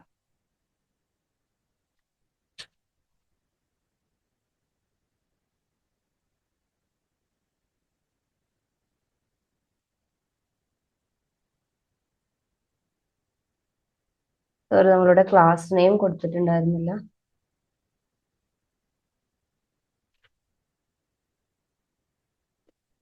ഇനി നമ്മൾ പ്രീവിയസ് വീഡിയോയിൽ ഡിസ്കസ് ചെയ്തിട്ടുള്ള നമ്മുടെ പ്രൊജക്ടിന്റെ റൂട്ട് ലേഔട്ട് ഫയലിലെ, അതായത് Next.js തന്നെ പ്രൊവൈഡ് ചെയ്യുന്ന ഈ ഒരു റൂട്ട് ലേഔട്ട് ഫയലിൽ വരിക. അവിടെ ഞാൻ ബോഡിന്റെ അകത്തൊരു ഹെഡർ സെക്ഷൻ ഡിഫൈൻ ചെയ്തിട്ട് അവിടെ നിന്നിട്ടാണ് എൻ്റെ ഈ ഒരു നാവിഗേഷൻ ബാറിനെ കോൾ ചെയ്യുന്നത്. സോ നിങ്ങൾ ഫസ്റ്റ് എന്ത് ചെയ്യുക, ഈ ഒരു നാവിഗേഷൻ കോമ്പോണന്റ് ഇവിടെ ഇമ്പോർട്ട് ചെയ്യുക. ഇവിടെ ഓട്ടോമാറ്റിക് ആയിട്ട് ഇമ്പോർട്ട് ആയിട്ടുണ്ടാവും. ഓക്കെ, ഇനി നമുക്ക് ബ്രൗസറിൽ വന്നിട്ട് ഒന്ന് ചെക്ക് ചെയ്ത് നോക്കാം. ഇവിടെ നമ്മൾ ആ കൊടുത്തിരിക്കുന്ന നാവിഗേഷൻ ലിങ്ക്സ് എല്ലാം ഇവിടെ ക്രിയേറ്റ് ആയിട്ടുണ്ട്. അപ്പൊ ഇതാണ് ഞാൻ പറഞ്ഞത്, ഇവിടെ ആങ്കർ ടാഗ് പോലെ തന്നെയാണ് ലിങ്ക് കോമ്പോണന്റും. ഇനി നമ്മൾ ക്ലിക്ക് ചെയ്യുന്ന സമയത്ത് ആ സ്പെസിഫിക് ആയിട്ടുള്ള റൗട്ടിലേക്ക് നമുക്ക് നാവിഗേറ്റ് ചെയ്ത് പോകാൻ വേണ്ടി പറ്റും. ഇനി നെക്സ്റ്റ് നമ്മൾ ചെയ്യാൻ പോകുന്നത് എന്താണെന്ന് വെച്ചിട്ടുണ്ടെങ്കിൽ സാധാരണ നമ്മൾ ഒരു ലിങ്കിൽ ക്ലിക്ക് ചെയ്യുമ്പോൾ ഇപ്പൊ എബോട്ടിലാണ് ക്ലിക്ക് ചെയ്യുന്നതെന്നുണ്ടെങ്കിൽ ആ ഒരു ലിങ്ക് ആക്റ്റീവ് ലിങ്ക് ആയിട്ട് സെറ്റ് ചെയ്യൂലേ, അതായത് കറന്റ് നമ്മൾ നിൽക്കുന്ന പേജിന്റെ കറസ്പോണ്ടിങ് ലിങ്ക് എന്റെ ആ ഒരു CSS അതൊരു ആക്റ്റീവ് ലിങ്ക് ആയിട്ട് ഇപ്പൊ നമ്മൾ ബാക്ക്ഗ്രൗണ്ട് സെറ്റ് ചെയ്യുക അല്ലെങ്കിൽ അതിനൊരു ലിങ്കിന്റെ കളർ ചേഞ്ച് എന്തെങ്കിലും കൊടുത്ത് ആക്റ്റീവ് നമുക്ക് ഏതാണോ ആക്റ്റീവ് ലിങ്ക് അത് ഇന്റർഫേസിൽ നോക്കിയാൽ തന്നെ മനസ്സിലാവുന്ന രൂപത്തിലായിരിക്കും. അപ്പൊ നമുക്ക് എങ്ങനെയാണ് ഒരു നെക്സ്റ്റ് ആക്റ്റീവ് ലിങ്ക് സെറ്റ് ചെയ്യുന്നത് നോക്കാം. സോ ഇതിന് വേണ്ടിയിട്ട് നെക്സ്റ്റ് തന്നെ പ്രൊവൈഡ് ചെയ്യുന്ന ഒരു ഹുക്കാണ് യൂസ് പാത്ത് നെയിം ഹുക്ക്. ഇത് യൂസ് ചെയ്താൽ മതി. ഇപ്പൊ ഫസ്റ്റ് നമ്മൾ ലിങ്ക് കോമ്പോണന്റ് ഇമ്പോർട്ട് ചെയ്ത പോലെ തന്നെ യൂസ് പാത്ത് നെയിം ഹുക്കിനെ ഇമ്പോർട്ട് ചെയ്യാം. ഇനി നമ്മൾ വേറൊരു കാര്യം മനസ്സിലാക്കേണ്ടത്, ഞാൻ ഡീറ്റെയിൽ ആയിട്ട് നെക്സ്റ്റ് വീഡിയോയിൽ പറയാം. ഇൻട്രൊഡക്ഷൻ വീഡിയോയിൽ ഞാനൊരു കാര്യം നിങ്ങളോട് പറഞ്ഞിട്ടുണ്ടായിരുന്നു. അതായത് നമ്മുടെ ഇന്റർഫേസിൽ വന്നിട്ട് ചെക്ക് ചെയ്യുമ്പോൾ തന്നെ നമുക്കൊരു എറർ കാണാം, ഫെയിൽ ടു കമ്പയർ എന്ന് പറഞ്ഞിട്ട്. ഇതിന്റെ റീസൺ എന്താണെന്ന് വെച്ചിട്ടുണ്ടെങ്കിൽ ഇവിടെ കൊടുത്തിട്ടുണ്ട്. അതായത് റിയാക്ടില് റിയാക്ടിനല്ല, ഇപ്പൊ നമ്മൾ ഫ്രെയിം വർക്കിൽ ഇപ്പം എന്താ പറയാ റിയാക്ട് 19 വന്നപ്പോൾ ഒന്നും കൂടെ നമുക്ക് ഫ്രെയിം വർക്കിൽ അല്ലാതെയും റിയാക്ട് സെർവർ സൈഡ് കോമ്പോണന്റ് എന്ന് പറഞ്ഞ കോൺസെപ്റ്റ് വർക്ക് ചെയ്യാൻ പറ്റും. അപ്പൊ നമുക്ക് നെക്സ്റ്റ് അല്ലേ നോക്കുന്നത്. അപ്പൊ നെക്സ്റ്റ് കേസിൽ ഞാൻ പ്രീവിയസ് വീഡിയോയിൽ പറഞ്ഞിട്ടുണ്ടായിരുന്നു, ബൈ ഡിഫാൾട്ട് എല്ലാ കോമ്പോണൻസും സെർവർ സൈഡ് കോമ്പോണൻസ് ആയിട്ടാണ് കൺസിഡർ ചെയ്യുന്നത്. ഇനി നിങ്ങൾക്ക് ഇത് ക്ലയന്റ് സൈഡ് കോമ്പോണന്റ് ആയിട്ട് സെറ്റ് ചെയ്യണമെന്നുണ്ടെങ്കിൽ നമ്മൾ ഈ ഒരു ഡയറക്റ്റീവ്, അതായത് യൂസ് ക്ലയന്റ് എന്ന് പറഞ്ഞിട്ടുള്ള ഡയറക്റ്റീവ് സെറ്റ് ചെയ്യണം. ഇത് ഞാൻ ഇപ്പം ഡീറ്റെയിൽ ആയിട്ട് പറയുന്നില്ല. ഞാൻ നെക്സ്റ്റ് വീഡിയോയിലാണ് സെർവർ സൈഡും ക്ലയന്റ് സൈഡും കോമ്പോണന്റ് ഹാൻഡിൽ ചെയ്യുന്നത്. അപ്പൊ ഞാൻ പറഞ്ഞുതരാം കേട്ടോ. ഇപ്പൊ നമുക്ക് തൽക്കാലം നമ്മുടെ ഈ കോമ്പോണന്റിനെ ക്ലയന്റ് സൈഡ് കോമ്പോണന്റ് ആയിട്ട് സെറ്റ് ചെയ്യുവാണ്. കാരണം ഈ ഒരു യൂസ് പാത്ത് നെയിം എന്ന് പറഞ്ഞിട്ടുള്ള ഈ ഒരു ഹുക്ക് ക്ലയന്റ് സൈഡ് കോമ്പോണന്റിലാണ് യൂസ് ചെയ്യുന്നത്. അപ്പൊ ഇങ്ങനെ ആക്റ്റീവായിട്ട് സെറ്റ് ചെയ്യണമെങ്കിൽ ക്ലയന്റ് സൈഡ് കോമ്പോണന്റിലാണ് നമുക്ക് ഈ ഒരു ഹുക്കിനെ യൂസ് ചെയ്യാൻ വേണ്ടി പറ്റുള്ളൂ.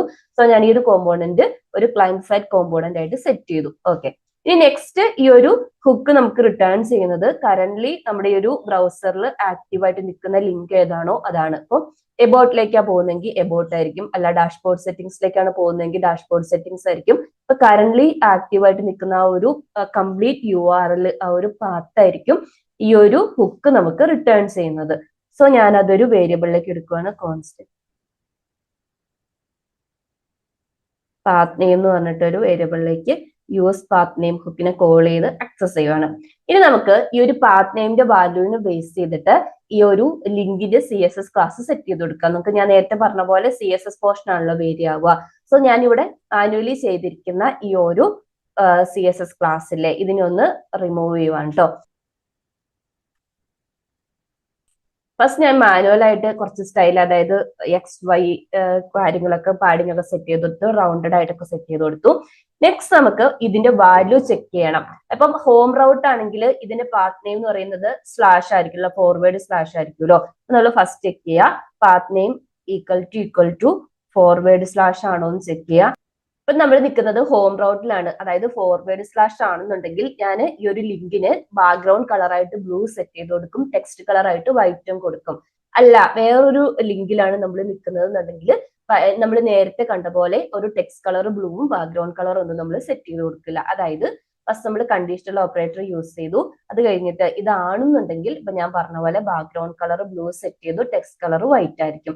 അല്ലാന്നുണ്ടെങ്കിൽ ടെക്സ്റ്റ് കളർ ബ്ലൂ തന്നെയായിരിക്കും, ബാക്ക്ഗ്രൗണ്ട് കളർ നമ്മൾ സെറ്റ് ചെയ്യില്ല. ഇതേ കാര്യം തന്നെ ബാക്കി രണ്ട് ലിങ്കിനും കൂടെ നമുക്ക് ആഡ് ചെയ്ത് കൊടുക്കാം. ഇവിടെ നമുക്ക് ജസ്റ്റ് റൗട്ടിന്റെ നെയിം മാത്രം മാറ്റി കൊടുത്താൽ മതി. നമ്മൾ മാനുവലി സെറ്റ് ചെയ്ത് വെച്ചിരിക്കുന്ന CSS പോർഷൻസ് ഒന്ന് റിമൂവ് ചെയ്യുവാണ്. എന്നിട്ട് ഇതിന്റെ പാത്ത് നെയിം, ഇപ്പൊ ഇതിന്റെ കേസിലാണെങ്കിൽ സ്ലാഷ് എബോട്ട് ആണ്, എബോട്ട് സെറ്റ് ചെയ്ത്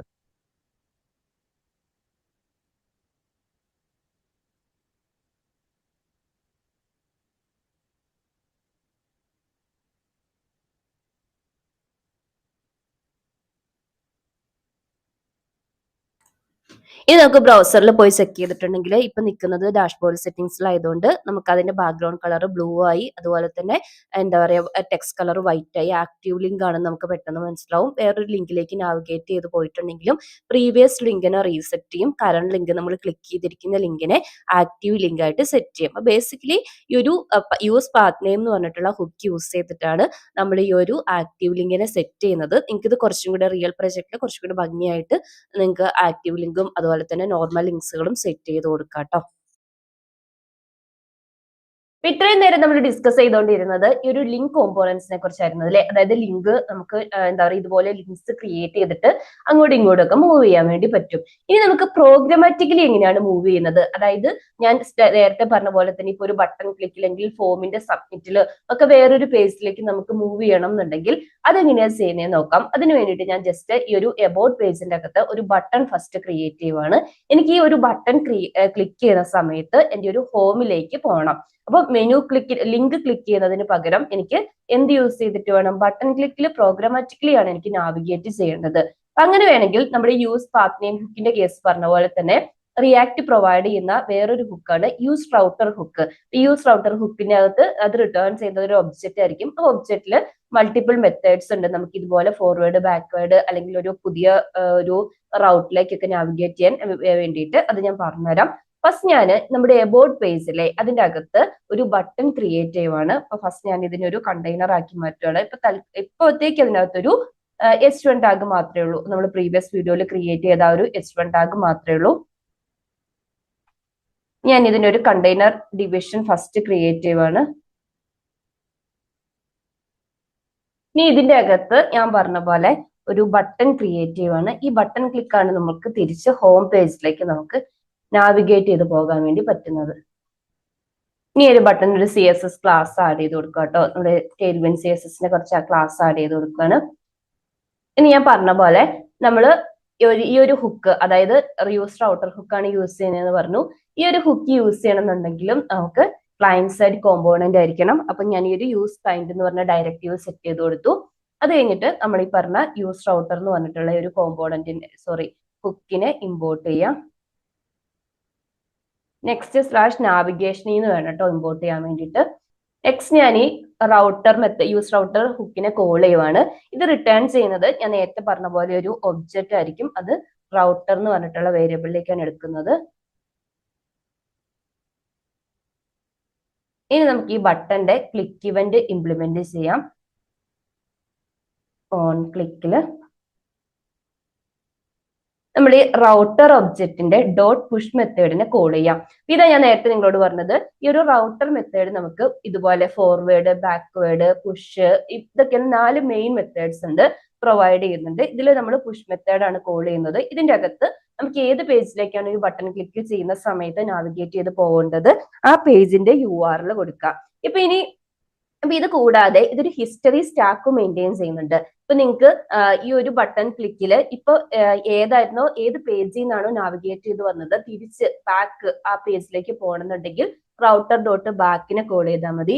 അല്ല നമുക്ക് പുതിയൊരു പേജിലേക്കാണ് പോകേണ്ടതെന്നുണ്ടെങ്കിൽ ഈ ഒരു പുഷ് മെത്തേഡ്, അല്ല നമുക്ക് ഓൾറെഡി ഈ പേജ് നമ്മൾ ആക്സസ് ചെയ്തിട്ട് വേറൊരു പേജിലേക്ക് പോയിട്ടുണ്ടായിരുന്നു എന്നുണ്ടെങ്കിൽ ആ പേജിലേക്ക് തന്നെ, അപ്പൊ ഒരു ഫോർവേഡ് ഹിസ്റ്ററി അവിടെ ഉണ്ട്. അപ്പൊ ആ നമ്മൾ നേരത്തെ ഫോർവേഡ് പോയ സെയിം പേജിലേക്ക് പോകണമെന്നുണ്ടെങ്കിൽ ഫോർവേഡ് മെത്തേഡിനെ യൂസ് ചെയ്യാം. ഇനി നമുക്ക് ഇപ്പൊ ഒരു ഹിസ്റ്ററി ഉണ്ട്, ബാക്ക്വേർഡും ഫോർവേഡും ഒരു ഹിസ്റ്ററി നമ്മൾ ക്രിയേറ്റ് ചെയ്ത് കഴിഞ്ഞു ഓൾറെഡി ക്ലിക്ക് ചെയ്യുമ്പോൾ. ഇനി ഹിസ്റ്ററിനെ റീപ്ലേസ് ചെയ്യണം, അതായത് നേരത്തെ ബാക്ക് പോയ പേജിലേക്കല്ല, ആ ഒരു ഹിസ്റ്ററിയിൽ നമ്മൾ ബാക്ക് പോയ പേജിലേക്കല്ല പോകേണ്ടതെന്നുണ്ടെങ്കിൽ നമുക്ക് റീപ്ലേസ് മെത്തേഡ് ത്രൂ ആ ഹിസ്റ്ററിനെ ഓവർ റൈറ്റ് ചെയ്യാൻ വേണ്ടി പറ്റും. അപ്പൊ നമ്മൾ ഒരു പുതിയ റൗട്ടിലേക്കാണ് പോകുന്നത്. ഒരു ഹിസ്റ്ററി സ്റ്റാക്കിലേക്ക് നമ്മൾ ഈ പോകുന്ന റൗട്ടിനെ ആഡ് ചെയ്യും. നെക്സ്റ്റ് ടൈം എന്ത് ചെയ്യാം, നമുക്ക് ഫോർവേഡ് ബാക്ക്വേർഡിന് വേണ്ടിയിട്ട് ഈ ഒരു റൗട്ട് യൂസ് ചെയ്യാൻ വേണ്ടി പറ്റും. നമുക്ക് ഇന്റർഫേസിൽ വന്നിട്ട് ഒന്ന് ചെക്ക് ചെയ്ത് നോക്കാം. ഇപ്പൊ എബൌട്ട് പേജിൽ ആ ഗോ ഹോം എന്ന് പറഞ്ഞിട്ടുള്ള ബട്ടൺ ഉണ്ട്. ക്ലിക്ക് ചെയ്യുന്ന സമയത്ത് ഇതുപോലെ ഹോം പേജിലേക്ക് പോകാം. അപ്പൊ എഗെയിൻ നമുക്ക് തിരിച്ചു വന്നിട്ട് ഇതുപോലെ ക്ലിക്ക് ചെയ്യുമ്പോൾ പ്രോഗ്രാമാറ്റിക്കലി എന്ത് ചെയ്യാൻ വേണ്ടി പറ്റും, നമുക്ക് ആവശ്യമുള്ള സ്ഥലത്തേക്ക് പോകാം. അതിന് യൂസ് ചെയ്യുന്നത് യൂസ് റൗട്ടർ എന്ന് പറഞ്ഞിട്ടുള്ള ഹുക്കാണ്. അപ്പൊ നമ്മൾ ഇത്രയും നേരം ഡിസ്കസ് ചെയ്തത് പേജ് റൗട്ട്സിനെ കുറിച്ചായിരുന്നു അല്ലെ. ഇനി നമ്മൾ ഡിസ്കസ് ചെയ്യാൻ പോകുന്നത് Next.js ഇമ്പോർട്ടന്റ് ആയിട്ടുള്ള കോൺസെപ്റ്റ് റൗട്ട് ഹാൻഡ്ലേഴ്സിനെ കുറിച്ചാണ്. അപ്പൊ റൗട്ട് ഹാൻഡ്ലേഴ്സ് എന്താണെന്ന് വെച്ചിട്ടുണ്ടെങ്കിൽ, അപ്പൊ ആദ്യം നമുക്ക് പേജ് റൗട്ട്സിനെ കുറിച്ച് പറയാം. അവിടെ നമുക്ക് എന്താണ് റെസ്പോണ്ട് ചെയ്യുന്നത്, അത് റെസ്പോണ്ട് ചെയ്യുന്നത് ഓരോ HTML കണ്ടന്റ് ആണ്. അതായത് നമുക്ക് എബൌട്ടിന്റെ റൗട്ടിലേക്ക് പോകുമ്പോൾ അതിന്റെ പർട്ടിക്കുലർ HTML കണ്ടന്റ്, അല്ലെങ്കിൽ ഡാഷ്ബോർഡ് സെറ്റിംഗ്സിലേക്ക് പോകുമ്പോൾ അതിന്റെ കറസ്പോണ്ടിങ് ആയിട്ടുള്ള HTML. ഇനി റൗട്ട് ഹാൻഡ്ലേഴ്സ് എന്താണെന്ന് വെച്ചിട്ടുണ്ടെങ്കിൽ ഒരു complete restful end points create ചെയ്യുക. അതായത് നമ്മുടെ ആപ്ലിക്കേഷൻസിൽ കസ്റ്റം റിക്വസ്റ്റ് ഹാൻഡ്ലേഴ്സിനെ ക്രിയേറ്റ് ചെയ്യാൻ വേണ്ടിയിട്ടാണ് ഈ ഒരു റൗട്ട് ഹാൻഡ്ലേഴ്സ് യൂസ് ചെയ്യുന്നത്. അപ്പൊ നമുക്കൊരു സെപ്പറേറ്റ് ബാക്ക് എൻഡ് സപ്പോർട്ട് ഇല്ലാതെ ഇപ്പൊ സാധാരണ നമ്മൾ മെയിൻ സ്റ്റാക്ക് എന്നൊക്കെ പറയൂലേ, അതായത് react, node JS, express JS എന്നൊക്കെ പറയും. ഇത് യൂസ് ചെയ്യാതെ നമ്മുടെ API എൻഡ് പോയിന്റ്സ് Next.js തന്നെ യൂസ് ചെയ്തിട്ട് നമ്മുടെ ആപ്പ് ഡയറക്ടറിന്റെ ഉള്ളിൽ ബിൽഡ് ചെയ്യാൻ വേണ്ടി പറ്റും. അതുപോലെ തന്നെ നമ്മൾ നോർമലി യൂസ് ചെയ്യുന്ന HTTP request, get, post, put, delete എല്ലാം നമുക്ക് ഇത് സപ്പോർട്ട് ചെയ്യുന്നുണ്ട്. നമുക്ക് ഇത് യൂസ് ചെയ്തിട്ട് ചെയ്യാൻ വേണ്ടി പറ്റും. അതുപോലെ തന്നെ സെക്യൂർ ആണ്. ഇനി നമ്മുടെ എല്ലാ ടൈപ്പ് API റിക്വസ്റ്റിനും, അതിപ്പോ ഫോം സബ്മിഷനോ അല്ലെങ്കിൽ ഡാറ്റാബേസ് ക്വറീസോ എല്ലാം നമുക്ക് ഈ ഒരു തേർഡ് പാർട്ടി ആയിട്ട് ഇന്ററാക്ട് ചെയ്യാൻ വേണ്ടിയിട്ട് ഈ ഒരു റൗട്ട് ഹാൻഡ്ലേഴ്സ് കോൺസെപ്റ്റ് യൂസ് ചെയ്തിട്ട് ഇംപ്ലിമെന്റ് ചെയ്യാൻ വേണ്ടിയിട്ട് പറ്റും. സെക്യൂരിറ്റിന്റെ കേസിലേക്ക് വരുമ്പോൾ especially sensitive informations like API keys ഒക്കെ ആണെങ്കിലും എന്തായിരിക്കും, സെക്യൂർഡ് ആയിരിക്കും. കാരണം സെർവർ സൈഡും ക്ലയന്റ് സൈഡും എല്ലാം ഈ ഒരു കംപ്ലീറ്റ് ഫുൾ സ്റ്റാക്ക് റൺ ചെയ്യുന്നത് ഈ ഒരു Next.jsന്റെ ബേസിലായതുകൊണ്ട്. നമുക്ക് ഇത് എങ്ങനെയാണ് ക്രിയേറ്റ് ചെയ്യുന്നത് നോക്കാം. അപ്പോൾ അതിന് വേണ്ടിയിട്ട് ഞാൻ അതിന് മുന്നേ ഒരു കാര്യം പറയാം. ഇത് ടെസ്റ്റ് ചെയ്യാൻ വേണ്ടിയിട്ട് ഞാനിവിടെ യൂസ് ചെയ്യുന്നത് തണ്ടർ ക്ലയന്റ് ആണ്. നിങ്ങൾ VS കോഡിന്റെ എക്സ്റ്റൻഷനിൽ പോയിട്ട് ഇതാണ് യൂസ് ചെയ്യുന്നതെങ്കിൽ നിങ്ങൾക്ക് ഇത് ഇൻസ്റ്റാൾ ചെയ്യാം കേട്ടോ. അപ്പൊ ഫസ്റ്റ് നമ്മൾ ഒരു റൗട്ട് ഹാൻഡ്ലേഴ്സിൽ റൗട്ട് ക്രിയേറ്റ് ചെയ്യണം, ഒരു API എൻഡ് പോയിന്റ് ക്രിയേറ്റ് ചെയ്യണം. അതിന് ഫസ്റ്റ് നമ്മൾ ആപ്പ് ഡയറക്ടറിന്റെ ഉള്ളിൽ ഞാനൊരു യൂസേഴ്സിന് വേണ്ടിയിട്ടാണ് കേട്ടോ ഇത് ക്രിയേറ്റ് ചെയ്യുന്നത്. നിങ്ങൾക്ക് ഇത് വേണമെങ്കിൽ ഡാറ്റാബേസിൽ നിന്ന് ആക്സസ് ചെയ്യുന്ന പോലെ ചെയ്യാം. ഞാൻ ഡയറക്റ്റ് ആയിട്ടാണ് ഡാറ്റ കൊടുക്കുന്നത്, കാണിച്ചു തരാം. ഫസ്റ്റ് ഞാനൊരു യൂസേഴ്സിന്റെ ഒരു ഡയറക്ടറി ക്രിയേറ്റ് ചെയ്യുകയാണ്. ഇനി ഒരു യൂസർ ഫോൾഡറിന്റെ അണ്ടറിൽ നമ്മൾ route.js ഫയൽ ക്രിയേറ്റ് ചെയ്യണം. ഇത് ഞാൻ പേജിന്റെ കേസിൽ പറഞ്ഞ പോലെ ഇതിന്റെ നെയിമിംഗ് കൺവെൻഷൻ ആണ്. നമ്മൾ റൗട്ട് തന്നെ യൂസ് ചെയ്യണം. .js അല്ലെങ്കിൽ നിങ്ങൾ ടൈപ്പ് സ്ക്രിപ്റ്റ് ആണെങ്കിൽ TSC യൂസ് ചെയ്യാം. ഞാൻ .js ഫയലാണ് ക്രിയേറ്റ് ചെയ്യുന്നത്. ഇനി ഇതിന്റെ അകത്ത് നമ്മുടെ ഹാൻഡ്ലേഴ്സിനെ, അതായത് റിക്വസ്റ്റ് ഹാൻഡ്ലേഴ്സിനെ ഡിഫൈൻ ചെയ്യണം. അപ്പൊ ഞാനിവിടെ ഒരു ഗെറ്റും പോസ്റ്റ് മെത്തേഡ്, നമ്മൾ വെബിൽ ഏതൊക്കെയാണോ മെത്തേഡ് യൂസ് ചെയ്യുന്നത് അത് ഇതിന്റെ അകത്ത് ഡിഫൈൻ ചെയ്യാം കേട്ടോ.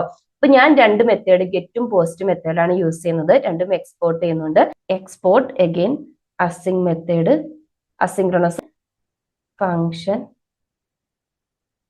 ഞാൻ രണ്ട് മെത്തേഡാണ്. ഫസ്റ്റ് ഗെറ്റ് മെത്തേഡ്, സെയിം തന്നെ നമുക്ക് പോസ്റ്റിനും യൂസ് ചെയ്യാം. ഫസ്റ്റ് നമുക്ക് ഗെറ്റ് മെത്തേഡിനെ ഡിഫൈൻ ചെയ്യാം. പോസ്റ്റ് മെത്തേഡിൽ തൽക്കാലം എഴുതുന്നില്ല കേട്ടോ. ഇനി ഞാൻ ഇവിടെ ഡാറ്റ എടുക്കുന്നത് ഒരു സ്റ്റാറ്റിക് ആയിട്ടുള്ള അരേസ് എന്നാണ്, യൂസേഴ്സ് എന്ന് പറഞ്ഞിട്ടുള്ള അരേന്ന്. ഇതിന് പകരം നമ്മൾ നോർമൽ പ്രൊജക്റ്റിലാണെങ്കിൽ ഡാറ്റാബേസിൽ നിന്ന് ആക്സസ് ചെയ്യും. യൂസേഴ്സിനകത്ത് ഒരു ID ഉണ്ട്, അതുപോലെ തന്നെ നെയിമും ഇമെയിൽ IDയും സെറ്റ് ചെയ്തിട്ടുണ്ട്. ഇനി ഞാൻ എന്താ ചെയ്തതെന്ന് വെച്ചാൽ ഫസ്റ്റ് ഗെറ്റ് മെത്തേഡിനെയല്ലേ നമ്മൾ ഡിഫൈൻ ചെയ്യുന്നത്. അപ്പൊ JSON ഫോർമാറ്റിലാക്കിയിട്ട് ഈ ഒരു യൂസേഴ്സിന്റെ കംപ്ലീറ്റ് ലിസ്റ്റിനെയാണ് നമ്മൾ റിട്ടേൺ ചെയ്യുന്നത്. അതിവിടെ ജസ്റ്റ് റിട്ടേൺ. പിന്നെ നോർമലി നമ്മൾ വെബ് API റിക്വസ്റ്റ് ചെയ്യുന്ന സമയത്ത് വരുന്ന റിക്വസ്റ്റ് റെസ്പോൺസ് ഒബ്ജക്റ്റ് ആട്ടോ ഇവിടെ ഉള്ളത്. സോ നമുക്ക് ഇവിടെ റെസ്പോണ്ട് അല്ലേ ചെയ്യാനുള്ളത്. സോ നമുക്ക് ഇവിടെ റെസ്പോൺസ് ചെയ്യാനുള്ളത് റെസ്പോൺസ് ഡോട്ട് JSON ഫോർമാറ്റിലാണ് റെസ്പോണ്ട് ചെയ്യുന്നത്. ഈ ഒരു യൂസേഴ്സിന്റെ അരേനെ റിട്ടേൺ ചെയ്യാം. അപ്പൊ ജസ്റ്റ് യൂസേഴ്സിന്റെ അരേനെ റിട്ടേൺ ചെയ്തു. ഇനി ഞാൻ പറഞ്ഞ പോലെ നമ്മൾ തണ്ടർ ക്ലയന്റ് യൂസ് ചെയ്തിട്ടാണ് ഇത് ടെസ്റ്റ് ചെയ്യുന്നത്. തണ്ടർ ക്ലയന്റിൽ പോയിട്ട് നമ്മുടെ ബേസ് URL ഫസ്റ്റ് കൊടുക്കാം, അതായത് ലോക്കൽ ഹോസ്റ്റ് 3000 കൊടുക്കുക. അതിന്റെ അകത്ത് യൂസർ എന്ന് പറഞ്ഞിട്ടല്ലേ നമ്മൾ ഫോൾഡർ ക്രിയേറ്റ് ചെയ്തിരിക്കുന്നത്. യൂസർ കൊടുത്താൽ നമ്മൾ റെസ്പോൺസിൽ പോയിട്ടുണ്ടെങ്കിൽ സക്സസ് ആണ്, സ്റ്റാറ്റസ് 200 ആണ്, സൈസ് ടൈം. അതിന്റെ കൂടെ നമ്മൾ അരയിൽ രണ്ട് ഒബ്ജക്റ്റ് അല്ലേ ഉള്ളത്, ഒരു ആലിയസും ബോബും, ഇവരുടെ രണ്ടിന്റെയും ഡാറ്റ വന്നിട്ടുണ്ട്. ഇനി ഞാൻ അഗൈൻ ഇതൊന്ന് ക്ലോസ് ചെയ്തിട്ട് നമുക്ക് നെക്സ്റ്റ് പോസ്റ്റ് മെത്തേഡ് എങ്ങനെയാ ചെയ്യുന്നതെന്ന് നോക്കാം. ഞാൻ ഓൾറെഡി പറഞ്ഞ പോലെ തന്നെ ഈ റൗട്ട് ഹാൻഡ്ലേഴ്സിനകത്ത് നമുക്ക് റിക്വസ്റ്റും റെസ്പോൺസും ഒബ്ജക്റ്റ് ഉണ്ട്. അപ്പൊ ഈ പോസ്റ്റിന്റെ ഇൻപുട്ട് ആയിട്ട് വരുന്നത് ഈ ഒരു റിക്വസ്റ്റ് ഒബ്ജക്റ്റ് ആയിരിക്കും. അതായത് പോസ്റ്റ് ചെയ്യാന്ന് പറഞ്ഞിട്ടുണ്ടെങ്കിൽ നമുക്ക് അവിടെ നിന്ന് എന്തെങ്കിലും ഒരു ഡാറ്റ നമ്മുടെ ഡാറ്റാബേസിലേക്ക് ആഡ് ചെയ്യാൻ വേണ്ടി വരും. ഇപ്പൊ ക്ലയന്റ് സൈഡിലാണെങ്കിൽ ഇപ്പൊ ഫോം സബ്മിറ്റ് ചെയ്യുന്ന ഫോമിന്റെ ഡീറ്റെയിൽസ് ആയിരിക്കുമല്ലോ റിക്വസ്റ്റിന്റെ കൂടെ വരിക. അപ്പൊ പോസ്റ്റിന്റെ ഇൻപുട്ട് ആയിട്ട് നമുക്ക്, അതായത് ഫങ്ഷണൽ പാരാമീറ്റർ ആയിട്ട് നമുക്ക് റിക്വസ്റ്റ് ഉണ്ടാവും. ഇതിന്റെ അകത്തുനിന്ന് പോസ്റ്റ് ചെയ്യേണ്ട ഡാറ്റ നമുക്ക് JSON ഫോർമാറ്റിൽ ആക്സസ് ചെയ്യാം. അപ്പൊ ഞാൻ ആദ്യം ഒരു ബോഡി എന്ന് പറഞ്ഞിട്ടുള്ള ഒരു വേരിയബിളിലേക്കാണ് കേട്ടോ അസൈൻ ചെയ്യുന്നത്. ബോഡി ഈക്വൽ ടു പിന്നെ അവൈഡ് ബോഡി ഡോട്ട് JSONിലേക്ക് കൺവേർട്ട് ചെയ്യാം. നെക്സ്റ്റ് ഞാൻ ചെയ്യാൻ പോകുന്നത് അവരുടെ ഡെഫിനറ്റ് ആയിട്ടും നമുക്കൊരു നെയിമും ഇമെയിൽ IDയും സെൻഡ് ചെയ്തിട്ടുണ്ടാവും. അപ്പൊ എന്ത് ചെയ്യണം, പുതിയൊരു യൂസറിനെ ഇത് ബേസ് ചെയ്ത് ക്രിയേറ്റ് ചെയ്ത് ഈ ഒരു അരയിലേക്ക്, എക്സിസ്റ്റിംഗ് യൂസേഴ്സിന്റെ അരയിലേക്ക് പുഷ് ചെയ്യണം.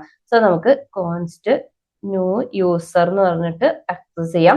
ഇതിന്റെ അകത്തേക്ക് ഫസ്റ്റ് നമുക്ക് ID നമ്മൾ തന്നെ ജനറേറ്റ് ചെയ്യണം. അതായത് ഇപ്പൊ യൂസേഴ്സിന്റെ ലെങ്ത് എത്രയാണോ അത് +1 ആയിരിക്കുമല്ലോ പുതിയ യൂസറിനെ ആഡ് ചെയ്ത് കൊടുക്കുമ്പോൾ ID. അതിന്റെ കൂടെ നമുക്ക് ഈ വരുന്ന ബോഡീനെയും കൂടെ ഡീസ്ട്രക്ചറിങ് ചെയ്ത് കൊടുത്താൽ മതി. അപ്പൊ ഇത്രയേ ഉള്ളൂ. പിന്നെ നമ്മൾ ഈ യൂസേഴ്സിന്റെ അരയിലേക്ക് ഈ ഒരു പുതിയ വന്നിരിക്കുന്ന യൂസറിനെ, അതായത് ന്യൂ യൂസറിനെ പുഷ് ചെയ്യാം. ഫൈനലി നമുക്ക് റെസ്പോണ്ട് ചെയ്യാം. Return response dot JSON of നമ്മുടെ ന്യൂ യൂസറിന്റെ ഡാറ്റ എന്താണോ അത് പാസ് ചെയ്ത് കൊടുക്കാം. ഇതിന്റെ കൂടെ നമുക്ക് ഇവിടെ സ്റ്റാറ്റസ് കോഡും കൂടെ പാസ് ചെയ്ത് കൊടുക്കാം. അപ്പൊ നമുക്കറിയാലോ ക്രിയേറ്റഡിന്റെ സ്റ്റാറ്റസ് കോഡ്, അതായത് പോസ്റ്റ് ആണെങ്കിൽ 201 ആയിരിക്കുമല്ലോ, അതും കൂടെ സെൻഡ് ചെയ്യാം. സോറി, ഞാനിവിടെ ഡാറ്റ ബോഡിന്ന് ആക്സസ് ചെയ്തു പോയി. നമുക്ക് റിക്വസ്റ്റിൽ നിന്നാണ് ആക്സസ് ചെയ്യേണ്ടത്. റിക്വസ്റ്റ് തൊട്ട്, അതായത് ഇൻകമിങ് റിക്വസ്റ്റ് വരുന്നു, ഡാറ്റ ആക്സസ് ചെയ്യുന്നു, ഡാറ്റ നമുക്ക് ആവശ്യമുള്ള പോലെ ക്രിയേറ്റ് ചെയ്ത് ഈ അറയിലേക്ക് പുഷ് ചെയ്യുന്നു. ആ ഡാറ്റേനെ വിത്ത് ക്രിയേറ്റഡ് സ്റ്റാറ്റസ് നമ്മൾ റിട്ടേൺ ചെയ്യുന്നു. എഗെയിൻ നമുക്ക് തണ്ടർ ക്ലൈന്റിൽ വന്നിട്ട് അതൊന്ന് ടെസ്റ്റ് ചെയ്ത് നോക്കാം. അപ്പോൾ URL കൊടുക്കുക /user, പിന്നെ പോസ്റ്റ് ആയതുകൊണ്ട് പോസ്റ്റ് മെത്തേഡിനെ ചൂസ് ചെയ്യുക. ബോഡിയിൽ നമുക്ക് സെൻഡ് ചെയ്യേണ്ട ഡാറ്റേനെ സെറ്റ് ചെയ്ത് കൊടുക്കാം. ഫസ്റ്റ് ഞാൻ നെയിം ആയിട്ട് അനു എന്നാണ് കൊടുക്കുന്നത്. അതുപോലെ തന്നെ നമുക്ക് ഇമെയിൽ ID നമ്മൾ ഓൾറെഡി ഓട്ടോ ജനറേറ്റ് ചെയ്യുകയാണ് ചെയ്യുന്നത്. ബാക്ക് എൻഡിൽ ഞാൻ anu@gmail.com എന്നാണ് കൊടുക്കുന്നത്. നമുക്ക് റിക്വസ്റ്റ് സെൻഡ് ചെയ്യാം. നമുക്ക് 3 പുതിയ ആ ഒരു ID 3 പുതിയ യൂസറിനെ ആഡ് ചെയ്തിട്ടുണ്ട്. വേണമെങ്കിൽ നമുക്ക് ഒരു ടാബും കൂടി എടുത്തിട്ട്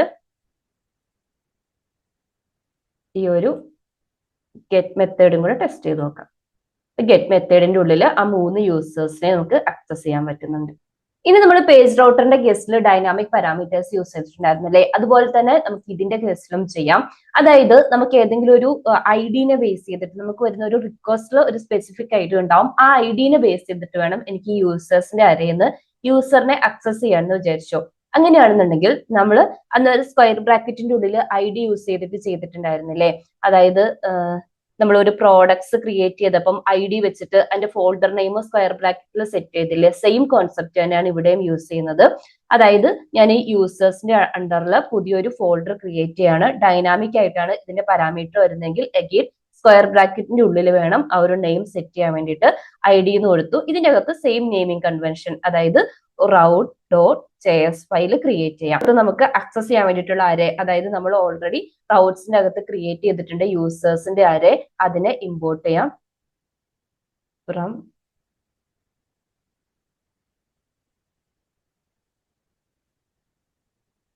ഇമ്പോർട്ട് ചെയ്യാം. ഇത് നമ്മൾ നേരത്തെ ചെയ്ത പോലെ തന്നെ ആ ഒരു ഗെറ്റ് മെത്തേഡ് നമുക്ക് ആക്സസ് ചെയ്യുവാണല്ലോ ചെയ്യേണ്ടത്. സോ ഗെറ്റ് മെത്തേഡ് എഴുതാം അസിൻ ഫങ്ഷൻ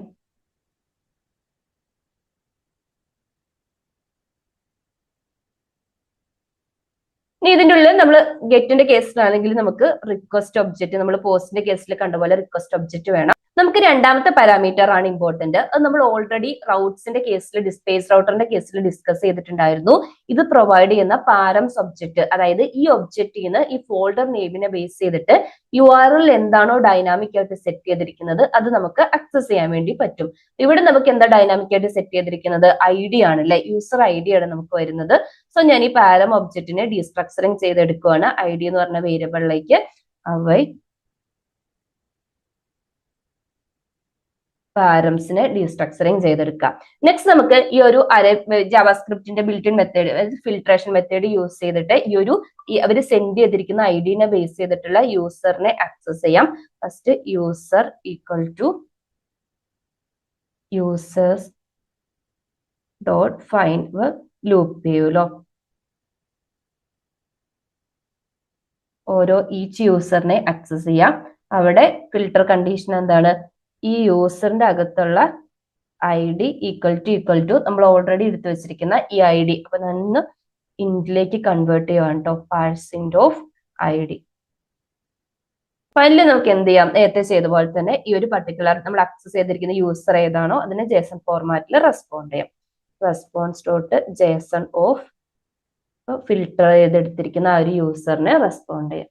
നമുക്ക് ഒരു കാര്യം കൂടി ചെയ്യാണ്ട്, നമ്മളിവിടെ ഇമ്പോർട്ട് ചെയ്തിട്ടുണ്ടെങ്കിൽ നമ്മൾ ഡെഫിനറ്റ് ആയിട്ടും യൂസറിന്റെ അരേനെ എക്സ്പോർട്ട് ചെയ്യണമല്ലോ. എക്സ്പോർട്ട് ചെയ്യുക. ഫൈനലി നമുക്ക് തണ്ടർ ക്ലൈന്റ് യൂസ് ചെയ്തിട്ട് തന്നെ ടെസ്റ്റ് ചെയ്യാം. തണ്ടർ ക്ലൈന്റിൽ വരിക, നമ്മുടെ ലോക്കൽ ഹോസ്റ്റിനെ ചൂസ് ചെയ്യാം. ചൂസ് ചെയ്യുമ്പം / നമുക്ക് ഏത് യൂസർ ആണോ വേണ്ടത് ആ യൂസറിനെ കൊടുക്കുക. അപ്പൊ എനിക്ക് ഒരു സെക്കൻഡ് യൂസറിന്റെ ഡീറ്റെയിൽ ആണ് വേണ്ടതെങ്കിൽ 2 കൊടുക്കുക. /2 കൊടുക്കുമ്പോൾ ID 2 ആയി. 2നെ ബേസ് ചെയ്തിട്ട് ഈ അരയിൽ, അപ്പൊ ഈ അരയിൽ 2 എന്ന് പറയുന്നത് ബോബിന്റെ ഡീറ്റെയിൽ ആയതുകൊണ്ട് നമുക്ക് റെസ്പോണ്ട് ആയിട്ട് ബോബിന്റെ ഡീറ്റെയിൽസ് വന്നു. ഇനി ഇൻ കേസ് നമുക്ക് ഫസ്റ്റ് യൂസറിന്റെ ഡീറ്റെയിൽ ആ വേണ്ടെങ്കിൽ 1 സെറ്റ് ചെയ്ത് കൊടുക്കാം. ഓക്കെ, ഇതുപോലെ നമുക്ക് ഡൈനാമിക് ആയിട്ട് ഡാറ്റാനെ ആക്സസ് ചെയ്യാം. ഇനി നമുക്ക് ഡാറ്റാബേസ് ക്വറീസും ഫോം സബ്മിഷൻസ് ഒക്കെ എങ്ങനെയാണ് ചെയ്യുന്നത് എന്നുള്ളത് നെക്സ്റ്റ് വീഡിയോയിൽ ഞാൻ ഡീറ്റെയിൽ ആയിട്ട് ഡിസ്കസ് ചെയ്യാം കേട്ടോ. അപ്പൊ നെക്സ്റ്റ് വീഡിയോയിൽ നമ്മൾ ഡാറ്റാബേസ് ഫെച്ചിങ്, അതായത് ഡാറ്റ ഫെച്ചിങ് എങ്ങനെയാണെന്ന് ഡീറ്റെയിൽ ആയിട്ട് ചെക്ക് ചെയ്യും. അപ്പൊ നമ്മളൊരു ബേസിക്സ് ആണ് റൗട്ട് ഹാൻഡ്ലേഴ്സിനെ പറ്റി ഡിസ്കസ് ചെയ്തത്. ഓൾമോസ്റ്റ് റൗട്ടിങ്ങിന്റെ എല്ലാ കോൺസെപ്റ്റും നമ്മൾ നെക്സ്റ്റ് ഇയേഴ്സിൽ കവർ ചെയ്തിട്ടുണ്ട്. പേജ് റൗട്ടിംഗ്, അതായത് ഫയൽ ബേസ്ഡ് ആപ്പ് റൗട്ടറിന്റെ file based routing mechanism, pages, layouts, അതുപോലെ തന്നെ റൗട്ട് ഹാൻഡ്ലേഴ്സ് എല്ലാം ഡിസ്കസ് ചെയ്തു. നമ്മൾ ഇന്നത്തെ വീഡിയോയിൽ ഡിസ്കസ് ചെയ്യാൻ പോകുന്നത് റിയാക്ട് സെർവർ കോമ്പോണൻസിനെ കുറിച്ചാണ്. എന്താണ് ഈ ഒരു റിയാക്ട് സെർവർ കോമ്പോണൻസ്, അതുപോലെ ഇതിന്റെ ഇമ്പോർട്ടൻസ്, ഡ്രോബാക്സ്, അതുപോലെ റിയാക്ട് ക്ലയന്റ് കോമ്പോണൻസും സെർവർ കോമ്പോണൻസും തമ്മിലുള്ള ഡിഫറൻസ് എന്താണ്, അത് എവിടെയൊക്കെയാണ് യൂസ് ചെയ്യുന്നത്, ഇത് രണ്ടും കമ്പൈൻ ചെയ്ത് യൂസ് ചെയ്യാൻ വേണ്ടി പറ്റുമോ, ഇത് ഡീറ്റെയിൽ ആയിട്ട് നമുക്ക് ഡിസ്കസ് ചെയ്യാം. നമുക്ക് റിയാക്ട് സെർവർ കോമ്പോണൻസിന്റെ പോയിലേക്ക് പോകുന്നതിന് മുന്നേ ട്രഡീഷണൽ ആയിട്ടുള്ള ക്ലയന്റ് സൈഡ് റെൻഡറിങ് എന്താന്ന് നോക്കാം. അപ്പോഴേ നിങ്ങൾക്ക് ഈ സെർവർ കോമ്പോണൻസും ക്ലയന്റ് കോമ്പോണൻസും തമ്മിലുള്ള ഡിഫറൻസ് കറക്റ്റ് ആയിട്ട് മനസ്സിലാവുള്ളൂ. ഇപ്പോൾ ഉള്ള വർക്കിംഗ് എങ്ങനെയാന്ന് വെച്ചാൽ, നമ്മുടെ റിയാക്ട് ആപ്ലിക്കേഷൻസ് ബ്രൗസറിൽ നമ്മൾ ഓപ്പൺ ചെയ്യുന്ന സമയത്ത് സെർവറിലേക്ക് ഒരു റിക്വസ്റ്റ് പോകുമല്ലോ, ആ പേജിന് വേണ്ടിയിട്ടുള്ള റിക്വസ്റ്റ് പോകും. അപ്പൊ ഇനിഷ്യലി സെർവർ റെസ്പോണ്ട് ചെയ്യുന്നത് ഒരു simple HTML file, usually index.html file ആയിരിക്കും. അതായത് ഇപ്പൊ നമ്മൾ ആമസോണിൽ കയറിയിട്ട് ഒരു ടേബിൾ ഓർഡർ ചെയ്യാന്ന് വിചാരിച്ചു. നമ്മളിപ്പോ വർക്ക് ചെയ്യുന്ന ഒരു നോർമൽ ടേബിൾ ഓർഡർ ചെയ്യാണ്. അവര് ഒരു കംപ്ലീറ്റ് മൊത്തം ടേബിൾ അല്ലല്ലോ നമുക്ക് കൊറിയർ വഴി സെൻഡ് ചെയ്യുന്നത്. അവര് നമുക്ക് സെൻഡ് ചെയ്യുന്നത് ഇതിന്റെ ഒരു അൺഅസംബിൾഡ് പാർട്സിന്റെ ഒരു ബോക്സ് ആയിരിക്കും. അതായത് അതിന്റെ ലെഗ്സും സ്ക്രൂസും ടേബിളിന്റെ ടോപ്പ് എല്ലാം കൂടെ ഇൻക്ലൂഡ് ചെയ്തിട്ടുള്ള ഒരു ബോക്സ് ആയിരിക്കും നമുക്ക് ആ കമ്പനിക്കാര് ഷിപ്പ് ചെയ്യുന്നത്. നമ്മളാണ് എന്ത് ചെയ്യുന്നത്, അതിന്റെ കൂടെ ഒരു ഇൻസ്ട്രക്ഷൻ മാനുവൽ ഉണ്ടാവും. നമ്മളാണ് ഈ ഒരു ടേബിളിനെ ബിൽഡ് ചെയ്യുന്നത്. അതായത് ഈ മാനുവൽ എടുത്ത് വെച്ചിട്ട് ഇതിന്റെ സ്ക്രൂ ഒക്കെ അറ്റാച്ച് ചെയ്ത് ലെഗും അതിന്റെ ടേബിൾ ടോപ്പിലേക്ക് അറ്റാച്ച് ചെയ്ത് ഒരു കംപ്ലീറ്റ് ടേബിൾ ഉണ്ടാക്കി എടുക്കുന്നത് നമ്മളല്ലേ. അതുപോലെ തന്നെയാണ് ഇപ്പം CSR വർക്ക് ചെയ്യുന്നത്, അതായത് ക്ലയന്റ് സൈഡ് റെൻഡറിങ് വർക്ക് ചെയ്യുന്നത്. അപ്പൊ ഞാൻ നേരത്തെ പറഞ്ഞ പോലെ റിയാക്ട് ആപ്ലിക്കേഷൻ സെർവറിൽ ഓപ്പൺ ചെയ്യുന്ന സമയത്ത് ബ്രൗസറിൽ ഓപ്പൺ ചെയ്യുന്ന സമയത്ത് സെർവറിലേക്ക് റിക്വസ്റ്റ് പോകും. സെർവർ നമുക്ക് യൂഷ്വലി റിട്ടേൺ ചെയ്യുന്നത് ഒരു index.html ഫയൽ ആയിരിക്കും.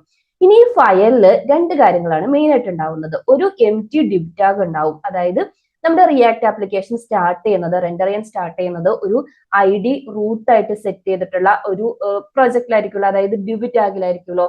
നമ്മൾ നമ്മുടെ main.html ഫയൽ ഓപ്പൺ ചെയ്യുന്ന സമയത്ത് കണ്ടിട്ടുണ്ടാവും. നമ്മുടെ നോർമൽ റിയാക്ട് ആപ്പ് ഒരു empty div tag ആയിരിക്കും റിട്ടേൺ ചെയ്യുന്നത്. അതുകൊണ്ട് കൂടെ തന്നെ ജാവാസ്ക്രിപ്റ്റ് ബണ്ടിൽ റെഫറൻസും ഉണ്ടാവും. അതായത് ഈ ഒരു അതിന് എന്താന്ന് പറഞ്ഞുതരാം. അതായത് ഈ bundle.js ഫയലിന്റെ റെഫറൻസ് ഉണ്ടാവും. അത് യൂസ് ചെയ്തിട്ടാണ് കംപ്ലീറ്റ് റിയാക്ട് ആപ്പ് നമ്മൾ ബിൽഡ് ചെയ്യുന്നത്.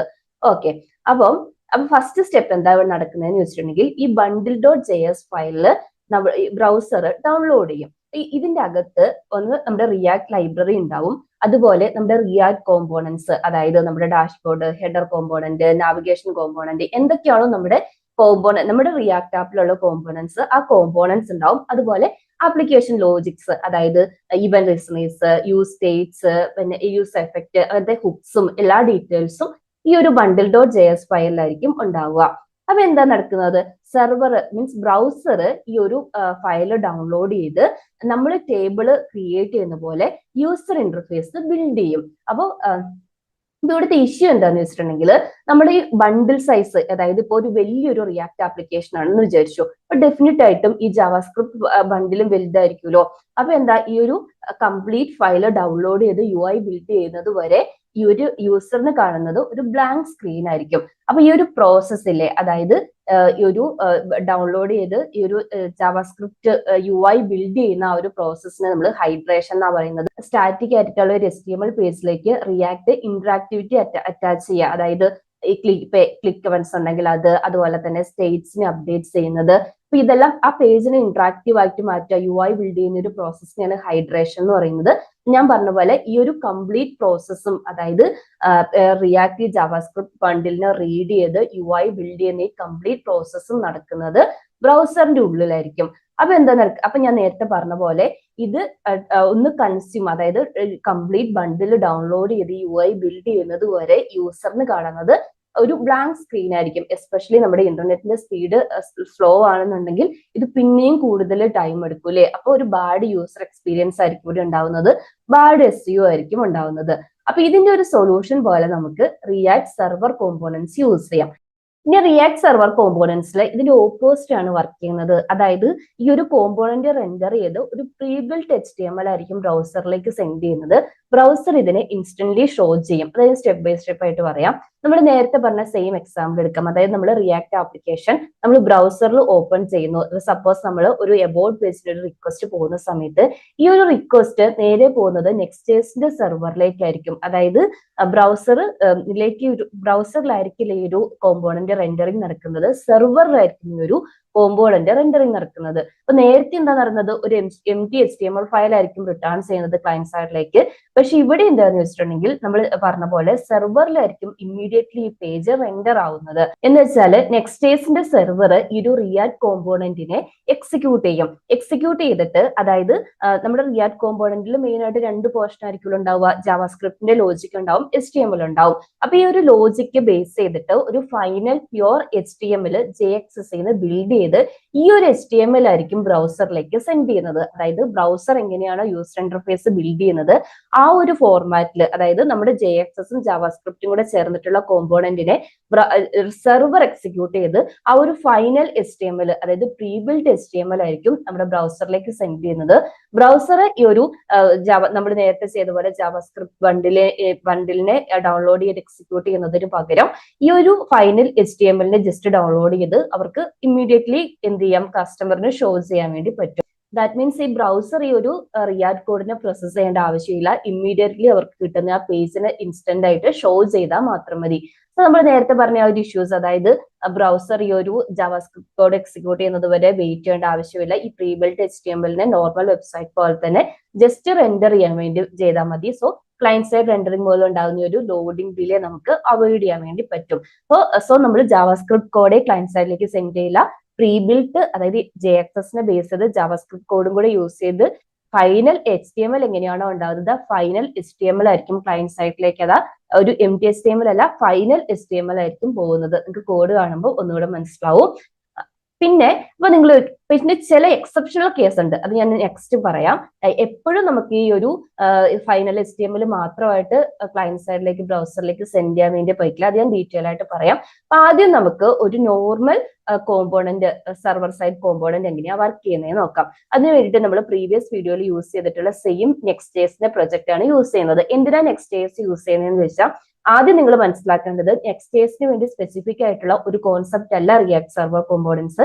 ഇതൊരു റിയാക്ടിന്റെ തന്നെ കോൺസെപ്റ്റ് ആണ്. പിന്നെ നമ്മൾ എന്തുകൊണ്ടാണ് നെക്സ്റ്റ്.js ഫ്രെയിംവർക്ക് യൂസ് ചെയ്യുന്നത് വെച്ചാൽ, ഏറ്റവും നീറ്റ് ആയിട്ട് ഇപ്പൊ ഈ ഒരു കോൺസെപ്റ്റ് ഇംപ്ലിമെന്റ് ചെയ്തിരിക്കുന്നത് നെക്സ്റ്റ്.js ഇപ്പൊ എല്ലാവരും നെക്സ്റ്റ്.js ബേസ് ചെയ്തിട്ട് ഈ ഒരു സെർവർ കോമ്പോണൻസിനെ എക്സ്പ്ലെയിൻ ചെയ്യുന്നത്. അതുപോലെ തന്നെ നമ്മുടെ ചാനലിൽ നെക്സ്റ്റ്.js 3 ട്യൂട്ടോറിയൽ ഓൾറെഡി കംപ്ലീറ്റ് ചെയ്തിട്ടുണ്ട്. നിങ്ങൾക്ക് വേണമെന്നുണ്ടെങ്കിൽ ഡിസ്ക്രിപ്ഷൻ ബോക്സ് ഒന്ന് ചെക്ക് ചെയ്താൽ മതി, ഞാൻ ലിങ്ക് കൊടുത്തേക്കാം കേട്ടോ. അപ്പൊ അതിന്റെ ഒരു കണ്ടിന്യൂഷൻ പോലെയാണ് ഞാൻ ഇന്നത്തെ വീഡിയോ ചെയ്യുന്നത്. അപ്പൊ ആദ്യം ഞാൻ സെർവർ കോമ്പോണന്റ് കാണിച്ചു തരാം. ഞാനൊരു നമ്മുടെ നോർമൽ ആപ്പ് ഡയറക്ടറിന്റെ അണ്ടറിൽ നമ്മൾ ഇപ്പം നെക്സ്റ്റ്.js 15 നമ്മൾ ഓൾറെഡി പറഞ്ഞിട്ടുണ്ടായിരുന്നു, ആപ്പ് റൗട്ടിംഗ് ആണ് ഫോളോ ചെയ്യുന്നത്, file based routing. So app റൗട്ടറിന്റെ അണ്ടറിൽ സെർവർ കോമ്പോണന്റ് എന്ന് പറഞ്ഞിട്ട് ഒരു ഫോൾഡർ ക്രിയേറ്റ് ചെയ്തിട്ടുണ്ട്. അതിന്റെ അകത്ത് page.js ഉണ്ട് കേട്ടോ. ഇത് നോക്കിയാൽ ഒരു നോർമൽ ട്രഡീഷണൽ കോമ്പോണന്റ് ആണ്. ഇനി നിങ്ങൾ രണ്ടാമത് മനസ്സിലാക്കേണ്ട ഒരു കാര്യം, അത് ഞാൻ ഓൾറെഡി പറഞ്ഞിട്ടുണ്ട് നെക്സ്റ്റ്.js ട്യൂട്ടോറിയലിൽ. അതായത് നെക്സ്റ്റ്.js ബൈ ഡിഫാൾട്ട് എല്ലാ കോമ്പോണൻസും സെർവർ കോമ്പോണൻസ് ആയിരിക്കും. അതെങ്ങനെയാന്ന് ഞാൻ കാണിച്ചു തരാം. ഈ ഒരു കോമ്പോണന്റ് നോക്കിയിട്ടുണ്ടെങ്കിൽ ഇതൊരു സെർവർ കോമ്പോണന്റ് എന്ന് പറഞ്ഞിട്ട് ഒരു നോർമൽ കോമ്പോണന്റ് ആണ്. ജസ്റ്റ് ഒരു JXS റിട്ടേൺ ചെയ്യുന്നുണ്ട്, ഒരു HTML ടാഗ് മാത്രമേ റിട്ടേൺ ചെയ്യുന്നുള്ളൂ. ഇതിന്റെ കൂടെ നമുക്കൊരു ജാവാസ്ക്രിപ്റ്റും കൂടെ ആഡ് ചെയ്യാം. console.logന്റെ അകത്ത് ഞാൻ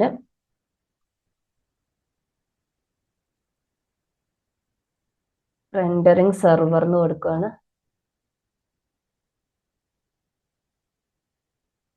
ഇനി ഞാനിത് ബ്രൗസറിൽ ഒന്ന് റൺ ചെയ്യുവാണ് കേട്ടോ. സോറി, ടെർമിനലിൽ ഒന്ന് റൺ ചെയ്യുവാണ് കേട്ടോ. VS കോഡിന്റെ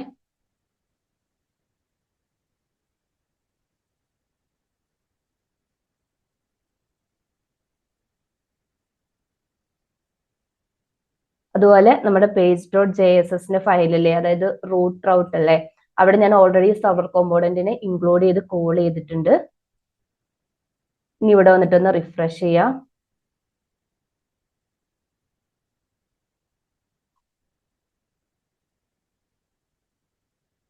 റിഫ്രഷ് ചെയ്തിട്ട് ഇൻസ്പെക്ട് ചെയ്ത് കൺസോൾ എടുത്ത് നോക്കിയാൽ ഇവിടെ നിങ്ങൾക്ക് കാണാം, ഇവിടെ കണ്ടോ സെർവർ എന്ന് പറഞ്ഞിട്ട് കാണുന്ന സെർവർ റെൻഡറിങ് സെർവർ ഇത് നമ്മൾ കൊടുത്തിരിക്കുന്നത്. അതായത് ഇത് സെർവർ കോമ്പോണന്റ് ആണ്, ക്ലയന്റ് സൈഡ് കോമ്പോണന്റ് അല്ല. ഇത് ഈ ഒരു പർട്ടിക്കുലർ കോഡിന്റെ ജാവാസ്ക്രിപ്റ്റ് വേർഷൻ എക്സിക്യൂട്ട് ആയിരിക്കുന്നത് സെർവറിലാണ്. ഇതിന്റെ ഫൈനൽ HTML ആണ് നമുക്ക് ബ്രൗസറിലേക്ക് കിട്ടിയത്. അതായത് ഈ ഒരു H1 ടാഗ് ആണ് ബ്രൗസറിൽ കിട്ടിയിരിക്കുന്നത്. അതാണ് നമ്മൾ റെൻഡർ ചെയ്തത്. അതാണ്ട് റീബിൽഡിംഗ് ഫാസ്റ്റ് റിഫ്രഷ് എന്ന് പറഞ്ഞിട്ട് ഇവിടെ കാണാം. ഇനി നിങ്ങൾക്ക് ഇതിന്റെ ഡിഫറൻസ് മനസ്സിലാവണമെങ്കിൽ നമുക്കൊരു ക്ലയന്റ് സൈഡ് കോമ്പോണന്റ് എടുക്കാം. അതിന് വേണ്ടിയിട്ട് ക്ലയന്റ് കോമ്പോണന്റ് എന്ന് പറഞ്ഞ ഡയറക്ടറിന്റെ അണ്ടറിൽ ഒരു page.js ഫയൽ കൊടുത്തിട്ടുണ്ട്. ഇവിടെ നമ്മൾ നോക്കിയാൽ പ്രത്യേകിച്ച് ഡിഫറൻസ് ഒന്നുമില്ല. ഈ ഒരു ലൈൻ ഞാൻ പറയാം. ഇവിടെ നമ്മൾ നോക്കിയാൽ നോർമൽ റിയാക്ട് കോമ്പോണന്റ് ആണ്. എഗെയിൻ H1 ടാഗ് ആണ് റിട്ടേൺ ചെയ്തിരിക്കുന്നത്, ഹലോ ഫ്രം ക്ലയന്റ് കോമ്പോണന്റ് എന്ന് പറഞ്ഞിട്ട്. ഇനി ഇതിനെ ബൈ ഡിഫാൾട്ട് ഇതൊരു സെർവർ കോമ്പോണന്റ് ആണ് എല്ലാ കോമ്പോണന്റ്സിലും. ഇനി ഒരു നമുക്ക് മാനുവലി ഇതിനെ ക്ലയന്റ് കോമ്പോണന്റ് ആയിട്ട് കൺവേർട്ട് ചെയ്യണമെന്നുണ്ടെങ്കിൽ ഈ ഒരു ഡയറക്റ്റീവ് പേജിന്റെ സ്റ്റാർട്ടിങ്ങിൽ കൊടുക്കണം, യൂസ് ക്ലയന്റ് എന്ന് പറഞ്ഞിട്ട്. അപ്പൊ എന്തായി, ഇതൊരു സെർവർ കോമ്പോണന്റ് ഇത് മാറി ക്ലയന്റ് കോമ്പോണന്റ് ആയി. എഗെയിൻ ഞാൻ നിങ്ങൾക്ക് page.js വന്നിട്ട് ഈ ഒരു ഫയലും കൂടെ ഇമ്പോർട്ട് ചെയ്തിട്ട് റെൻഡർ ചെയ്ത് കാണിച്ചു തരാം. അതിനു മുന്നേ നേരത്തെ ഞാൻ എടുത്ത ആ ഒരു ടെർമിനൽ ഇല്ലേ, ടെർമിനലില് ജസ്റ്റ് ഒന്ന് കാണിച്ചു തരാം കേട്ടോ. ടെർമിനലിൽ നമുക്ക് ഈ ഒരു റെൻഡറിങ് സെർവർ എന്ന് പറഞ്ഞ് നമ്മൾ സെർവർ കോമ്പോണന്റിൽ കൊടുത്തിരിക്കുന്ന ഒരു കൺസോൾ ലൈൻ കാണാൻ വേണ്ടി പറ്റും. കാരണം ഞാൻ പറഞ്ഞ പോലെ ഇത് സെർവറിലാണ് റെൻഡർ ആയിരിക്കുന്നത്. ഇനി ഞാൻ ഇവിടെ അതായത് ക്ലയന്റ് കോമ്പോണന്റിന്റെ അകത്തും ഒരു കൺസോൾ ഡോട്ട് ലോഗ് കൊടുക്കുകയാണ്.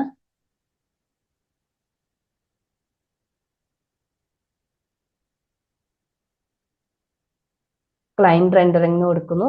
അതുപോലെ page.js ഇതിനെ കോൾ ചെയ്യാം.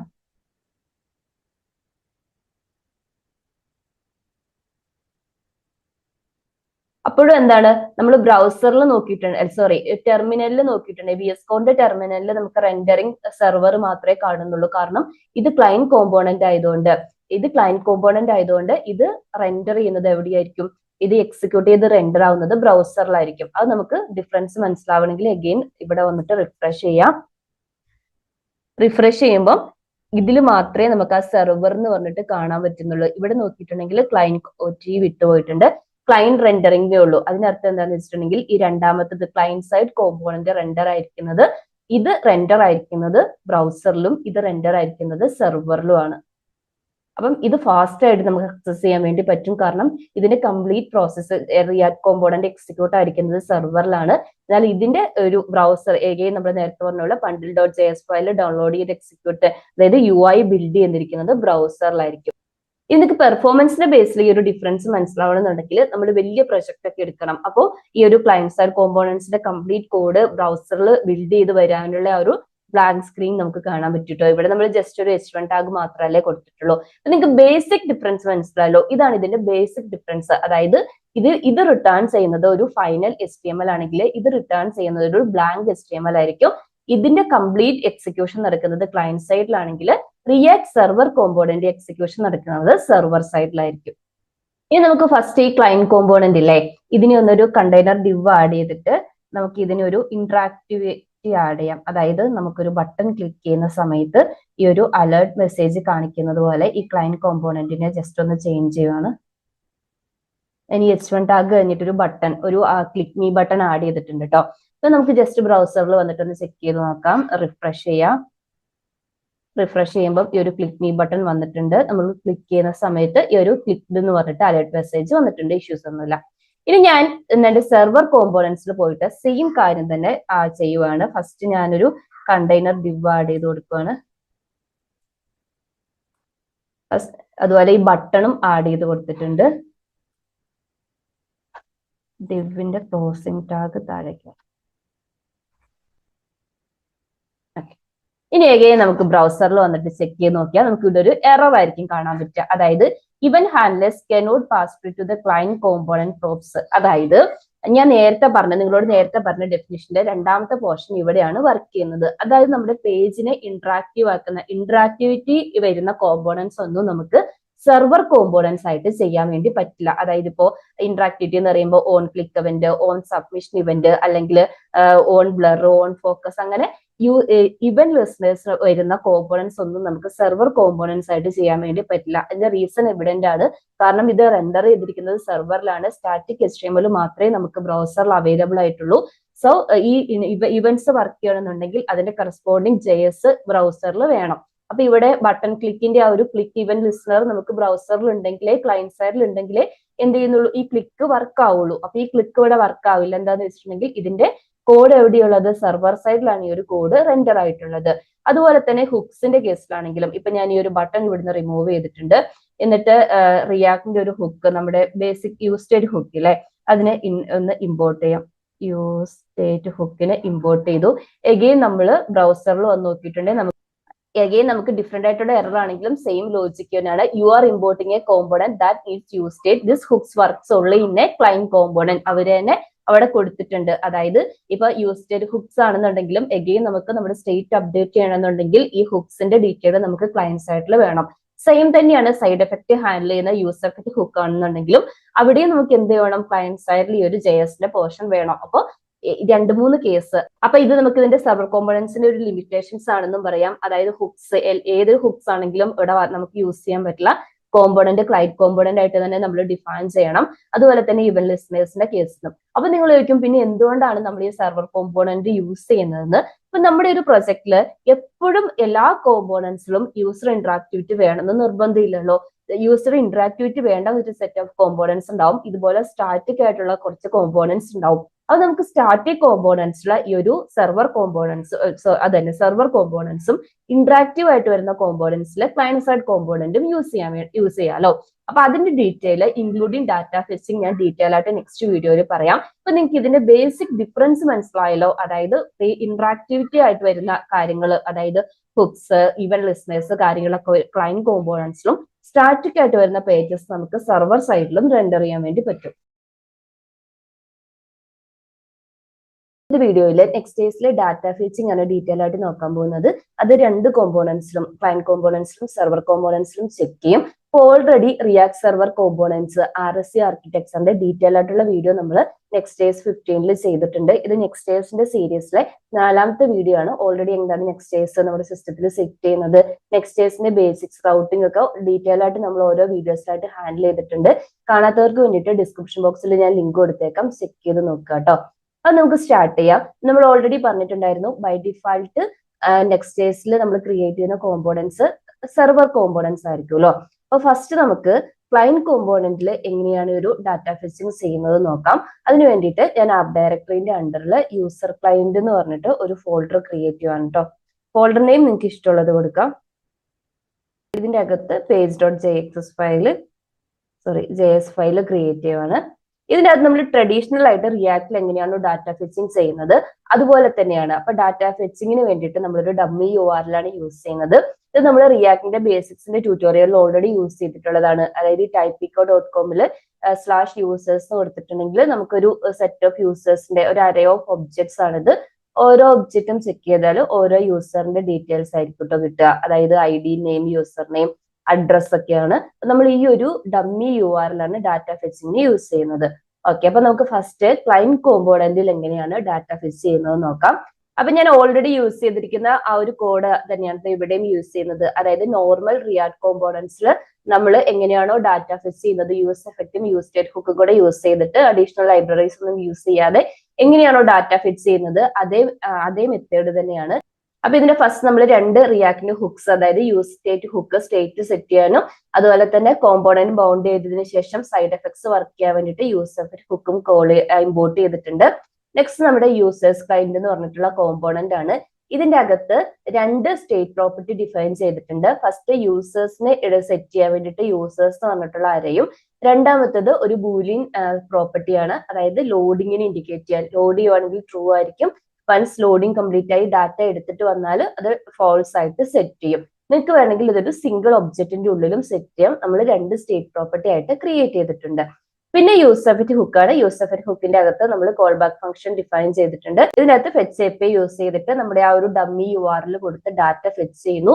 JSON ആയിട്ട് കൺവേർട്ട് ചെയ്തതിനു ശേഷം സെറ്റ് യൂസേഴ്സ് ഫംഗ്ഷൻ യൂസ് ചെയ്തിട്ട് നമ്മുടെ ഈ ഒരു കോമ്പോണന്റിൽ യൂസേഴ്സിൽ ഡാറ്റ സെറ്റ് ചെയ്യുന്നു. അതുപോലെ തന്നെ ലോഡിങ്ങിനെ ഫോൾസ് ആയിട്ട് സെറ്റ് ചെയ്യും. പിന്നെ JXSന്റെ പോർഷനിൽ വന്നിട്ടുണ്ടെങ്കിൽ ലോഡിങ്ങിനെ ബേസ് ചെയ്തിട്ടായിരിക്കും ഇത് റെൻഡർ ചെയ്യുന്നത്. ലോഡിങ് ട്രൂ ആവുമ്പോൾ ലോഡിംഗ് എന്ന് പറഞ്ഞാൽ ഇൻഡിക്കേറ്റർ ആയിരിക്കും കാണിക്കുന്നത്. അല്ലാന്നുണ്ടെങ്കിൽ നമ്മുടെ ഡാറ്റ സെറ്റ് ചെയ്തിട്ടുണ്ടെങ്കിൽ ഡാറ്റയിൽ കൂടെ, അതായത് കോമ്പോണന്റ് ബൗണ്ട് ചെയ്തതിനു ശേഷം ഡാറ്റ ഫെച്ച് ചെയ്ത് ഡാറ്റ സെറ്റ് ചെയ്യുമല്ലോ യൂസേഴ്സിലേക്ക്, ആ യൂസേഴ്സിൽ കൂടെ മാപ്പ് ചെയ്ത് യൂസറിന്റെ നെയിമും ഇമെയിൽ ഐഡിയും ഇന്റർഫേസിൽ ഡിസ്പ്ലേ ചെയ്തിട്ടുണ്ട്. ഇത് നോർമൽ നമ്മൾ കാണുന്ന റിയാക്ടിന്റെ ഒരു ഡാറ്റ ഫെച്ചിങ് കോമ്പോണന്റ് ആണ്. ഇത് ബൈ ഡിഫാൾട്ട് നമുക്കറിയാം ഒരു സെർവർ കോമ്പോണന്റ് ആയിരിക്കും. നമ്മൾ പ്രീവിയസ് വീഡിയോയിൽ ഡിസ്കസ് ചെയ്തതുപോലെ സെർവർ കോമ്പോണന്റ്സിൽ ഇവന്റ് ലിസണേഴ്സും ഹുക്സും വർക്ക് ആവില്ല.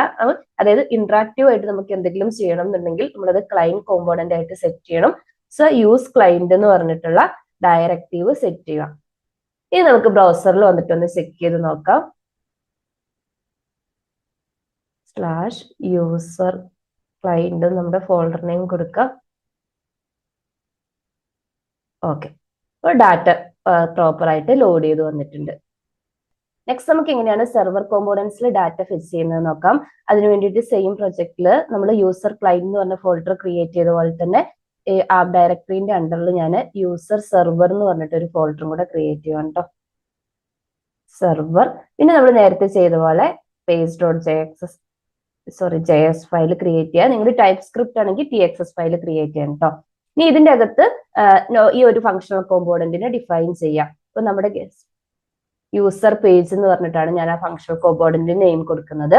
ഇനി നമ്മൾ നേരത്തെ ഫെച്ച് ചെയ്തിട്ടുള്ള സെയിം URL ഈ ഒരു ഡമ്മി URL നിന്ന് ഡാറ്റ ഫെച്ച് ചെയ്യാം. ഞാൻ ഈ കോഡ് ഒന്ന് കോപ്പി ചെയ്യാം കേട്ടോ. ഇത് JSON ഫോർമാറ്റിലേക്ക് കൺവേർട്ട് ചെയ്യാം. ഫയലിൽ നമ്മൾ ഈ ഒരു യൂസേഴ്സിന്റെ ലിസ്റ്റിനെ റെൻഡർ ചെയ്യുവാണ് JXS ഇംപ്ലിമെന്റ് ചെയ്യാം. സോറി, ഞാനിവിടെ ഡാറ്റ എന്ന് തന്നെയാണ് ഇവിടെ കൊടുത്തേക്കുന്നത്. യൂസേഴ്സിന് മാറ്റി കൊടുക്കാം കേട്ടോ. ഇനി നമ്മളിവിടെ ചെക്ക് ചെയ്ത് നോക്കിയിട്ടുണ്ടെങ്കിൽ കാണാം നമ്മുടെ ക്ലയന്റ് കോമ്പോണൻസിന് ഡിഫറെന്റ് ആയിട്ട് അസിങ്ക് അവൈറ്റ് മെത്തേഡ് നമ്മുടെ ഈ കോമ്പോണന്റിന്റെ ഉള്ളിൽ ഡയറക്ട്ലി നമ്മൾ യൂസ് ചെയ്തിരിക്കുകയാണ്. അതായത് ഇപ്പൊ നമ്മൾ ക്ലയന്റ് കോമ്പോണന്റ് നോക്കുകയാണെങ്കിൽ അവിടെ യൂസർ ഹുക്കിന്റെ അകത്താണ് നമ്മൾ കോൾ ബാക്ക് ഫംഗ്ഷൻ ത്രൂ ആണ് ഈ ഒരു പ്രോമിസ് ഇംപ്ലിമെന്റ് ചെയ്ത് ഈ ഒരു ഡാറ്റ ഫിക്സ് ചെയ്തത്. ഈ ഒരു സെർവർ കോമ്പോണൻസിലെ കോഡ് ഒന്നും കൂടെ ക്ലീൻ ആയി. അതായത് നമ്മൾ സെർവർ സൈഡിലാണ് ഈ ഡാറ്റ ഫെച്ച് ചെയ്യുന്നത്. കംപ്ലീറ്റ് ഡാറ്റ ഫെച്ച് ചെയ്ത് നമ്മൾ പ്രീവിയസ് വീഡിയോയിൽ പറഞ്ഞ പോലെ ഒരു HTML ഫൈനൽ HTML ആയിരിക്കും ഒരു ക്ലയന്റ് സൈഡിലേക്ക് സെൻഡ് ചെയ്യുന്നത്. ആ ക്ലയന്റ് സൈഡിൽ യൂസേഴ്സിന്റെ കംപ്ലീറ്റ് ലിസ്റ്റ് നമുക്ക് കിട്ടും. ജസ്റ്റ് റെൻഡർ ചെയ്താൽ മതി. ഇനി സെർവർ കോമ്പോണന്റിന്റെ കേസിൽ, ഇനി ക്ലയന്റ് കോമ്പോണന്റിന്റെ കേസിലോ ഇവിടെ ഈ ഒരു ഡാറ്റ ഫെച്ചിങ് കംപ്ലീറ്റ് നടക്കുന്നത് പേജ് റെൻഡർ ചെയ്തതിന് ശേഷം ക്ലയന്റ് സൈഡിലായിരിക്കും. സോ അവിടെ ഒരു ഡിലേ ഉണ്ടാവും. നമ്മൾ പ്രീവിയസ് വീഡിയോയിൽ പറഞ്ഞ പോലെ ഇംപ്രൂവ്ഡ് SEO, അതായത് ബെറ്റർ SEO ആണെങ്കിൽ നമ്മൾ ഈ ഒരു സെർവർ കോമ്പോണന്റ് യൂസ് ചെയ്യണം. ഇൻ കേസ് നിങ്ങൾക്ക് ഒരു ഇന്ററാക്ഷന്റെ ആവശ്യമില്ല, ജസ്റ്റ് ഒരു ലിസ്റ്റ് റെൻഡർ ചെയ്താൽ മതി എന്നുണ്ടെങ്കിൽ നമുക്ക് ഡെഫിനറ്റ് ആയിട്ടും ഈ ഒരു സെർവർ കോമ്പോണന്റിന്റെ സിന്റാക്സ് തന്നെ ഫോളോ ചെയ്താൽ മതി. നമുക്കൊന്ന് അഗൈൻ ബ്രൗസറിൽ വന്നിട്ടൊന്ന് ചെക്ക് ചെയ്ത് നോക്കാം. Local host /user server.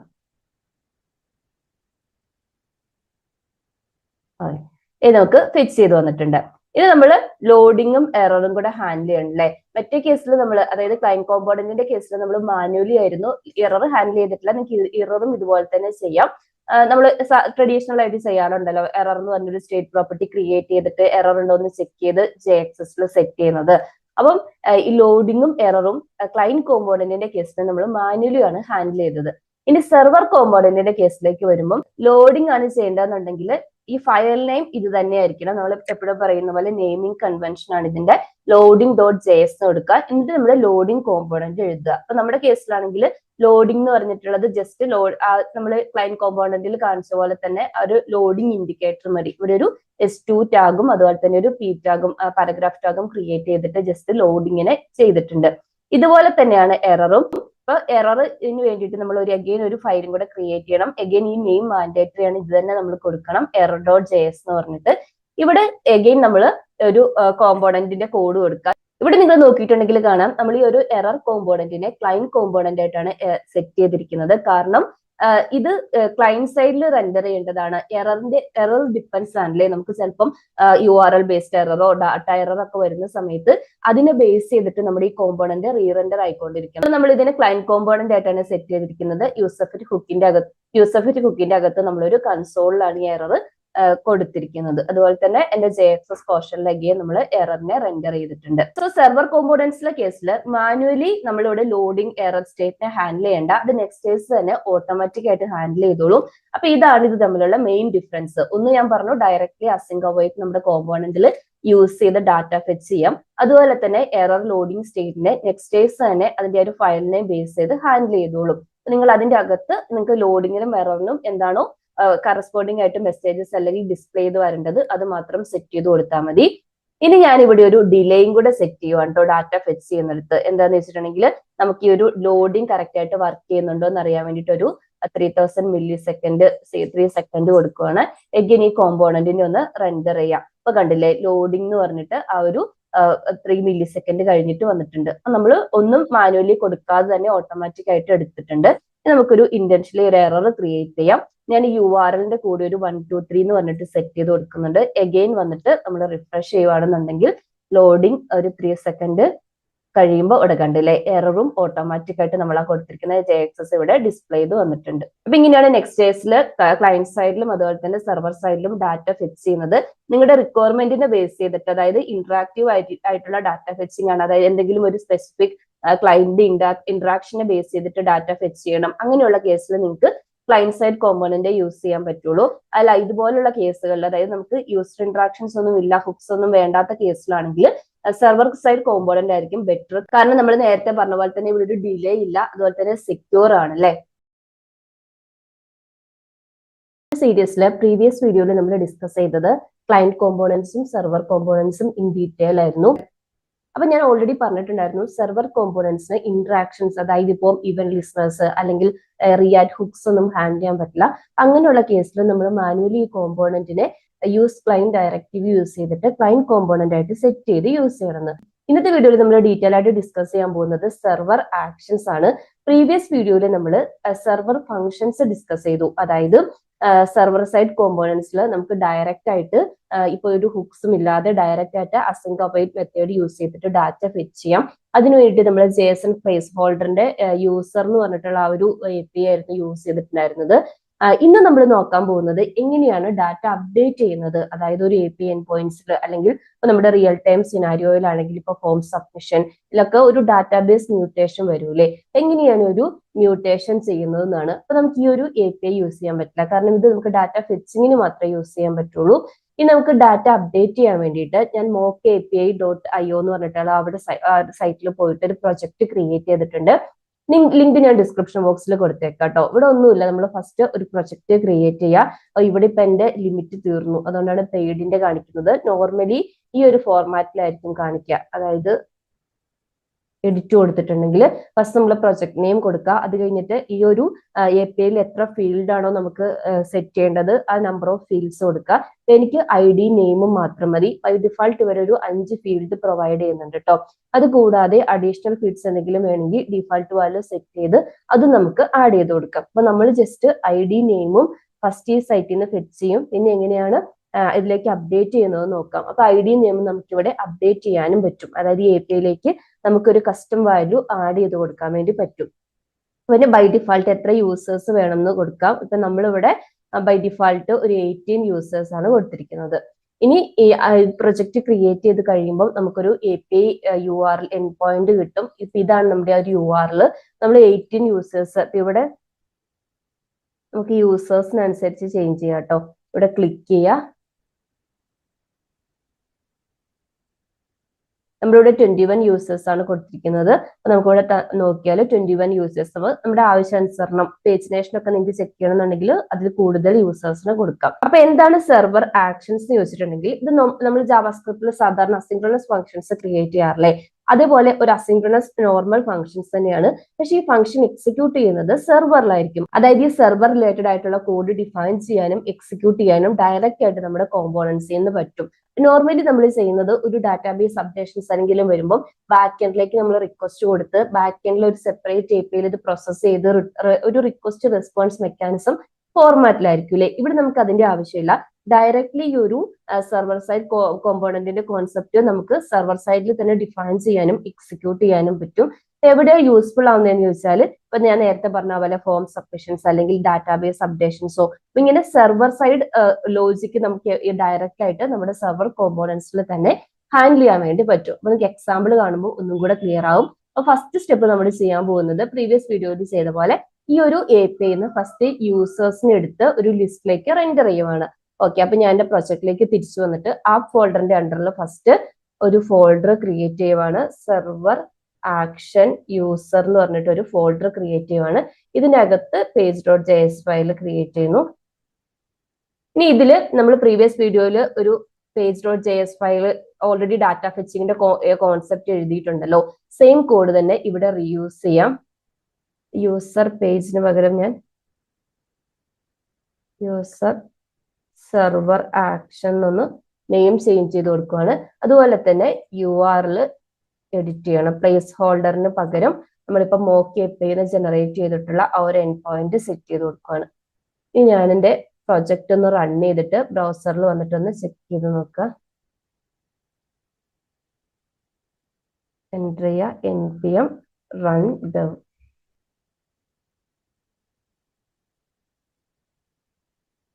Server action user കൊടുക്കുക. അപ്പൊ നമ്മൾ ഒരു യൂസർ ലിസ്റ്റ് വന്നിട്ടുണ്ട്. എല്ലാ യൂസേഴ്സും നമ്മളിപ്പോ ഈ API കണ്ട ഈ 21 യൂസേഴ്സും നമ്മുടെ ഈ ഒരു ഇന്റർഫേസിൽ റെൻഡർ ചെയ്ത് വന്നിട്ടുണ്ട്.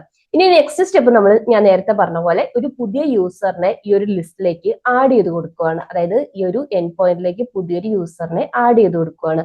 അവിടെയാണ് നമ്മൾ സെർവർ ആക്ഷൻ എഴുതുന്നത്. ഫസ്റ്റ് സ്റ്റെപ്പ് ഞാൻ ചെയ്യാൻ പോകുന്നത് ഒരു ഫോം ക്രിയേറ്റീവ് ആണ്. അതിൽ 2 കൺട്രോൾസ്, ഒരു ഇൻപുട്ട് ബോക്സ് ഒരു ബട്ടണും ഉണ്ടാവും. ഇൻപുട്ട് ബോക്സിൽ നമുക്ക് നെയിം എൻ്റർ ചെയ്ത് കൊടുക്കാം. ബട്ടൺ ക്ലിക്ക് ചെയ്യുമ്പോൾ നമ്മൾ ഈ ഒരു എൻഡ് പോയിന്റിലേക്ക് ഡാറ്റ ആഡ് ചെയ്യുന്ന ആ ഒരു HTTP പോസ്റ്റ് റിക്വസ്റ്റ് ഇംപ്ലിമെന്റ് ചെയ്യും. ഓക്കെ, അപ്പൊ ഫസ്റ്റ് നമുക്കൊരു ഫോം ക്രിയേറ്റ് ചെയ്യാം. HTML ഫോം ക്രിയേറ്റ് ചെയ്യാം. ഞാനൊരു ടെയിൽവിന്റെ ക്ലാസ് സ്റ്റൈൽ ചെയ്യാൻ വേണ്ടിയിട്ട് സെറ്റ് ചെയ്ത് കൊടുക്കുന്നുണ്ട്. ഇനി ഇതിനകത്ത് ഞാനൊരു കണ്ടെയ്നർ ഡിവിഷൻ ക്രിയേറ്റ് ചെയ്യുവാണ്. CSS സെറ്റ് ചെയ്യുന്നു. ഈ ഡിവിഷന്റെ അകത്താണ് ഞാൻ ഒരു ലേബലും ഒരു ഇൻപുട്ട് ബോക്സും ക്രിയേറ്റ് ചെയ്യുന്നത്. ഫസ്റ്റ് ലേബലിന് ഒരു CSS ക്ലാസ് സെറ്റ് ചെയ്യുന്നുണ്ട്. പിന്നെ ഒരു ഇൻപുട്ട് ബോക്സ്. നെയിം ആട്രിബ്യൂട്ട് ഞാൻ നെയിം തന്നെയാണ്, യൂസർ നെയിം ആണല്ലോ എൻ്റർ ചെയ്യുന്നത്, നെയിം തന്നെ കൊടുക്കുന്നു. ടൈപ്പ് പ്രോപ്പർട്ടി ടെക്സ്റ്റ് ബോക്സ് ഒരു CSS സെറ്റ് ചെയ്യുകയാണ്. ഫൈനലി ഒരു ബട്ടൺ ക്രിയേറ്റ് ചെയ്യുകയാണ്. Submit type submit CSS class എടുക്കാം. ഇന്റർഫേസിൽ വേണ്ടിയിട്ട് നോക്കാം. ഓക്കെ, അപ്പൊ നമ്മുടെ ആ ഇൻപുട്ട് ബോക്സും സബ്മിറ്റും വന്നിട്ടുണ്ട്. നെക്സ്റ്റ് നമ്മൾ ഒരു സബ്മിറ്റ് ഇവന്റ് എഴുതണം അല്ലേ. അതായത് ഫോം സബ്മിറ്റ് ചെയ്യുമ്പോൾ നമ്മൾ നേരത്തെ പറഞ്ഞ പോലെ നമ്മൾ ഈ ടെക്സ്റ്റ് ബോക്സിൽ എൻ്റർ ചെയ്ത് കൊടുക്കുന്ന വാല്യൂ ഈ ഒരു URL ആഡ് ചെയ്ത് വരണം. അതായത് ഈ എൻഡ് പോയിന്റിൽ വന്നിട്ട് ഈ നെയിമും കൂടെ ഈ അരയിൽ സെറ്റ് ആയി വരണം. ഓക്കെ, അതിന് വേണ്ടിയിട്ടാണ് നമ്മൾ സെർവർ ആക്ഷൻ ഫംഗ്ഷൻ യൂസ് ചെയ്യുന്നത്. അപ്പൊ ഞാൻ ഓൾറെഡി നിങ്ങളോട് പറഞ്ഞു അതൊരു അസിങ് ഫംഗ്ഷൻ ആണെന്ന്. ഫസ്റ്റ് നോർമൽ ഒരു അസിങ് ജാവാസ്ക്രിപ്റ്റിന്റെ ഫംഗ്ഷൻ ക്രിയേറ്റ് ചെയ്യുക. അപ്ഡേറ്റ് യൂസർ എന്നാണ് കൊടുക്കുന്നത്. ഇൻപുട്ട് ആയിട്ട് വരുന്നത് ഫോം ഡാറ്റ ആയിരിക്കും. അതായത് നമ്മൾ നെക്സ്റ്റ് ഡേയ്സിൽ ഫോം സബ്മിറ്റ് ചെയ്യുമ്പോൾ തന്നെ നമുക്കൊരു ഒബ്ജക്റ്റ് ആയിട്ട് JSON ഫോർമാറ്റിലല്ല, ഒബ്ജക്റ്റ് ആയിട്ട് നമുക്കൊരു ഫോമിന്റെ കംപ്ലീറ്റ് ഡാറ്റ കിട്ടും. അതിൽ നമുക്ക് ഓരോ ഇൻപുട്ട് എലമെന്റിന്റെയും നെയിം പ്രോപ്പർട്ടി യൂസ് ചെയ്തിട്ട് ആക്സസ് ചെയ്യാൻ വേണ്ടി പറ്റും. ഇനി രണ്ടാമത്തെ ഇമ്പോർട്ടന്റ് ആയിട്ടുള്ള കാര്യം, ഇതിന്റെ അകത്ത് നമ്മൾ യൂസ് സെർവർ എന്ന് പറഞ്ഞിട്ടുള്ള ഡയറക്റ്റീവ്, നമ്മൾ യൂസ് ക്ലയന്റ് എന്ന് കൊടുത്ത പോലെ യൂസ് സെർവർ എന്ന് പറഞ്ഞിട്ടുള്ള ഡയറക്റ്റീവ് സെറ്റ് ചെയ്ത് കൊടുക്കണം. അതായത് ഇതൊരു സെർവർ സൈഡ് ഫംഗ്ഷൻ ആണ്. സെർവർ സൈഡിലാണ് ഇത് എക്സിക്യൂട്ട് ചെയ്യുന്നത്. ക്ലയന്റ് സൈഡിലേക്ക് ഒരു ഫംഗ്ഷൻ ലോജിക് എക്സ്പോസ് ചെയ്യില്ല എന്നുള്ളത് ഇൻഡിക്കേറ്റ് ചെയ്യാൻ വേണ്ടിയിട്ടുള്ള ഒരു ഡയറക്റ്റീവ് ആണ്. അപ്പൊ ഫസ്റ്റ് നമ്മൾ സെർവർ ആക്ഷനിലെ അതായത് ഇതാണ് ഇതിന്റെ മെയിൻ പോയിന്റ്. അതായത് സെർവർ ആക്ഷനെ ഡിഫൈൻ ചെയ്യുമ്പോൾ ഈ ഒരു യൂസ് സെർവർ എന്ന് പറഞ്ഞിട്ടുള്ള ഒരു ഡയറക്റ്റീവ് സെറ്റ് ചെയ്ത് കൊടുക്കുക. നെക്സ്റ്റ് ഞാൻ ഈ ഒരു ഫോം ഡാറ്റനെ ആക്സസ് ചെയ്യുവാണ്. Name equal to form data dot get of name കൊടുക്കുക. ഫൈനലി നമ്മൾ ഈ ഒരു ഡാറ്റനെ പോസ്റ്റ് ചെയ്യാൻ പോകുന്നത് const response equal to fetch API തന്നെയാണ് യൂസ് ചെയ്യുന്നത്. ഫെച്ച് ഫസ്റ്റ് പോസ്റ്റ് ചെയ്യേണ്ട URL കൊടുക്കുക. നമ്മൾ ഓൾറെഡി എടുത്തിട്ടുണ്ട്. URL തന്നെ സെറ്റ് ചെയ്ത് കൊടുക്കുക. നെക്സ്റ്റ് നമ്മൾ പോസ്റ്റ് പാരാമീറ്റേഴ്സ് സെറ്റ് ചെയ്ത് കൊടുക്കുക. ഡാറ്റയും ഹെഡേഴ്സ് ഒക്കെ. അപ്പൊ മെത്തേഡ് പോസ്റ്റ് മെത്തേഡ് ആണ്, അല്ലെങ്കിൽ നിങ്ങൾക്ക് പുട്ട് മെത്തേഡ് ഏതാണോ നിങ്ങൾക്ക് ആവശ്യമുള്ളത് അത് സെറ്റ് ചെയ്ത് കൊടുക്കാം. നെക്സ്റ്റ് ഹെഡേഴ്സ് സെറ്റ് ചെയ്യുവാണ്. Application Jason. ഫൈനലി സെൻഡ് ചെയ്യേണ്ട ഡാറ്റ കൊടുക്കുക. ബോഡിയിൽ സ്ട്രിംഗിഫൈ ജേസൺ ഡോട്ട് സ്ട്രിംഗിഫൈ ഓഫ് നെയിം കൊടുക്കുക. ഇവിടെ ID ഈ ഒരു സൈറ്റ് ഓട്ടോ ജനറേറ്റ് ചെയ്തോളും. നമ്മൾ ഈ നെയിം മാത്രം കൊടുത്താൽ മതി. എഗെയിൻ നമുക്ക് ബ്രൗസറിൽ പോയിട്ട് ഒന്ന് ചെക്ക് ചെയ്ത് നോക്കാം ഈ പോസ്റ്റിംഗ് കറക്റ്റ് വർക്ക് ചെയ്യുന്നുണ്ടോന്ന്. ഞാൻ ഫസ്റ്റ് ഒരു നെയിം എൻ്റർ ചെയ്ത് കൊടുക്കുകയാണ്. എലോര ജോസഫ് എന്നാണ് ഓർക്കുന്നത്. സബ്മിറ്റ് ചെയ്യാം. സബ്മിറ്റ് ചെയ്തിട്ട് ഇമ്മീഡിയറ്റ് ആയിട്ട് നമുക്ക് ഇവിടെ വരില്ല. നമ്മൾ പേജ് റിഫ്രഷ് ചെയ്യണം.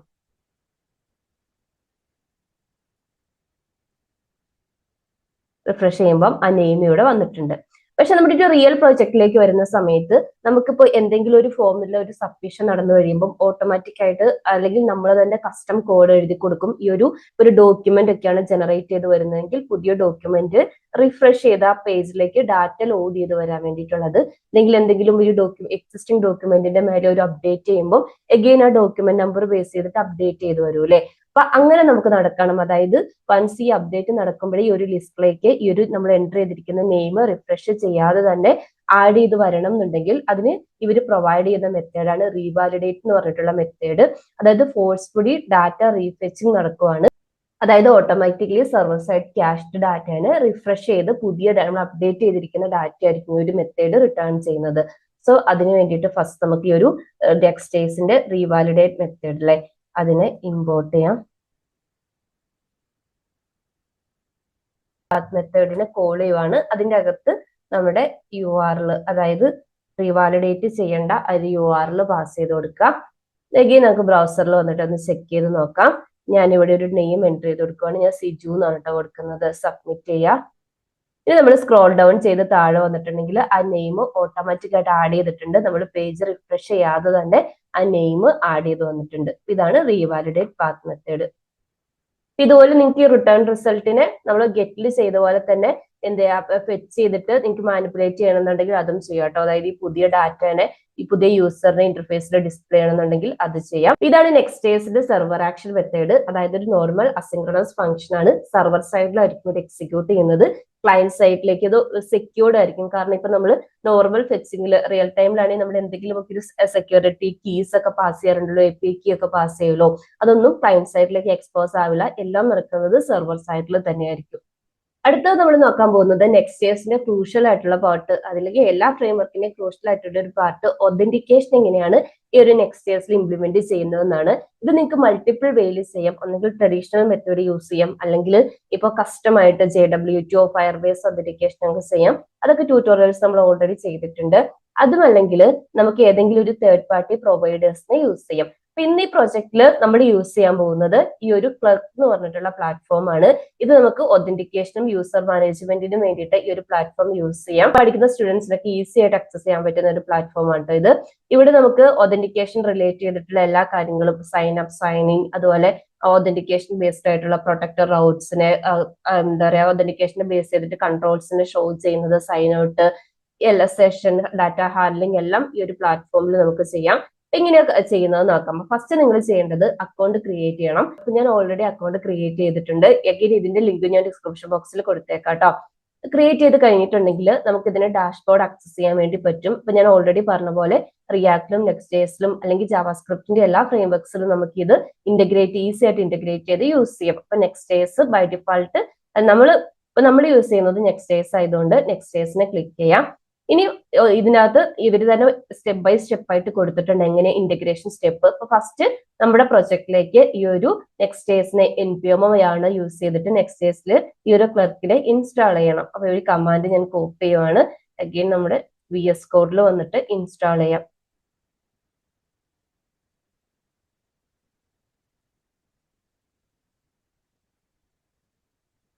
പ്രൊജക്റ്റിൽ എൻ്റർ ചെയ്യാം, ഇൻസ്റ്റാൾ ചെയ്യാം. ഇൻസ്റ്റാളേഷൻ കംപ്ലീറ്റ് ആയിട്ടുണ്ട്. ഇനി നെക്സ്റ്റ് സ്റ്റെപ്പ് നമ്മൾ ക്ലർക്കിന്റെ എൻവയോൺമെന്റ് വേരിയബിളിനെ സെറ്റ് ചെയ്യണം. അതിന് .env .local ഫയൽ നമ്മുടെ പ്രൊജക്ടിന്റെ റൂട്ട് ഫോൾഡറിൽ ക്രിയേറ്റ് ചെയ്യാം. ക്രിയേറ്റ് ചെയ്തിട്ട് ഇവർ ഈ പ്രൊവൈഡ് ചെയ്യുന്ന ഒരു സീക്രട്ട് കീ ഇല്ലേ, ഇത് നമ്മുടെ പ്രൊജക്റ്റിലേക്ക് അതായത് പബ്ലിഷബിൾ കീയും സീക്രട്ട് കീനെയും ഈ ഒരു ഫയലിലേക്ക് കോപ്പി ചെയ്തിടുക. അപ്പം ഓരോരുത്തർക്കും ഇൻഡിവിജ്വൽ ആയിരിക്കും. എന്റെ ഈ കീ നിങ്ങൾക്ക് വർക്ക് ആവില്ല, അവനൊന്നും ക്രിയേറ്റ് ചെയ്യുന്ന പ്രൊജക്ടിനെ ബേസ് ചെയ്തിട്ടായിരിക്കണം ഈ കീ കൊടുക്കേണ്ടത് കേട്ടോ.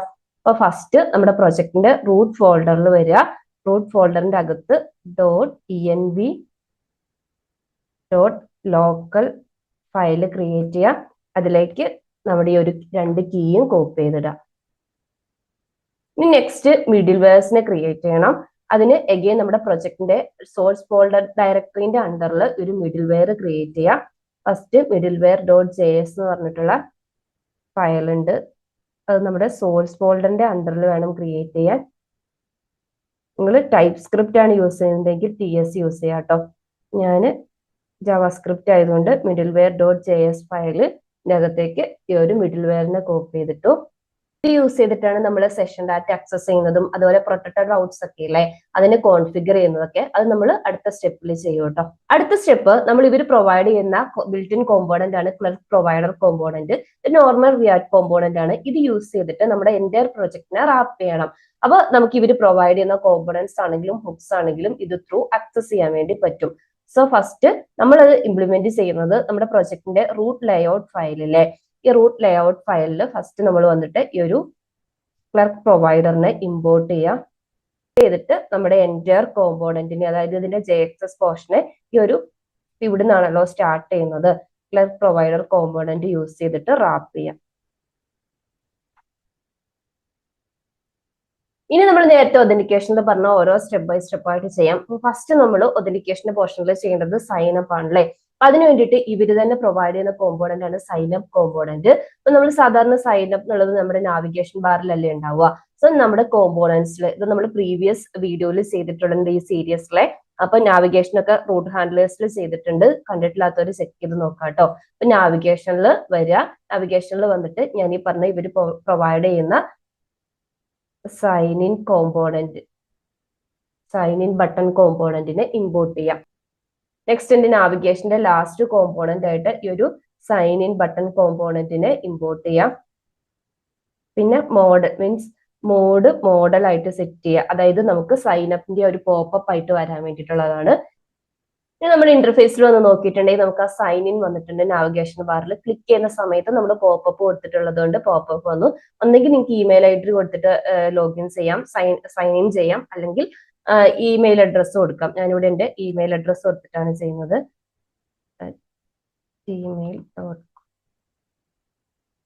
കണ്ടിന്യൂ കൊടുക്കുക.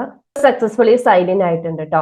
വൺസ് സൈനിങ് കംപ്ലീറ്റ് ആയിട്ടുണ്ടെങ്കിൽ നെക്സ്റ്റ് നമുക്ക് യൂസർ ബട്ടൺ കോമ്പോണന്റ് ഈ ഒരു ക്ലർക്ക് പ്രൊവൈഡ് ചെയ്യുന്നുണ്ട്. എന്താണെന്ന് വെച്ചിട്ടുണ്ടെങ്കിൽ നമ്മൾ അക്കൗണ്ട് ഇൻഫർമേഷൻസ് മാനേജ് ചെയ്യാൻ വേണ്ടിയിട്ട് ഇപ്പൊ പ്രൊഫൈൽ അപ്ഡേഷന് വേണ്ടിയിട്ട് സെക്യൂരിറ്റി പാസ്വേഡ് റീസെറ്റ് ചെയ്യാൻ സൈൻ ഔട്ട് ചെയ്യാനൊക്കെ പ്രൊവൈഡ് ചെയ്തതാണ് കേട്ടോ.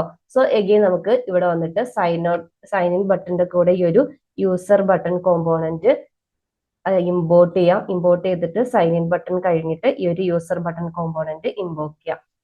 തിരിച്ച് നമ്മൾ ഇന്റർഫേസിൽ വന്നാൽ ഈ ഒരു ബട്ടൺ കോമ്പോണന്റ് ഉണ്ട്. ക്ലിക്ക് ചെയ്തിട്ടുണ്ടെങ്കിൽ നമുക്കൊരു ഡ്രോപ്പ് ഡൗൺ മെനു കിട്ടും.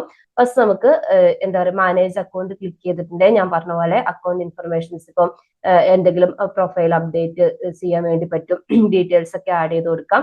ഇനി സെക്യൂരിറ്റി ക്ലിക്ക് ചെയ്തിട്ടുണ്ടെങ്കിൽ നമുക്ക് ഇവിടെ പാസ്വേഡ് സെറ്റ് ചെയ്യാൻ വേണ്ടി പറ്റും. അതുപോലെ തന്നെ മാനേജ് അക്കൗണ്ടിന്റെ കൂടെ തന്നെ സൈൻ ഔട്ട് ഓപ്ഷൻ ഉണ്ട്. നമുക്ക് ഇത് ക്ലിക്ക് ചെയ്തിട്ടുണ്ടെങ്കിൽ അഗെയിൻ സൈൻ ഔട്ട് ആയി. അഗെയിൻ നമുക്ക് സൈൻ ഇൻ ചെയ്യണമെങ്കിൽ സൈൻ ഇന്റെ പോപ്പപ്പ് വരും. നമുക്ക് ക്രെഡൻഷ്യൽസ് കൊടുത്ത് ലോഗിൻ ചെയ്യാം.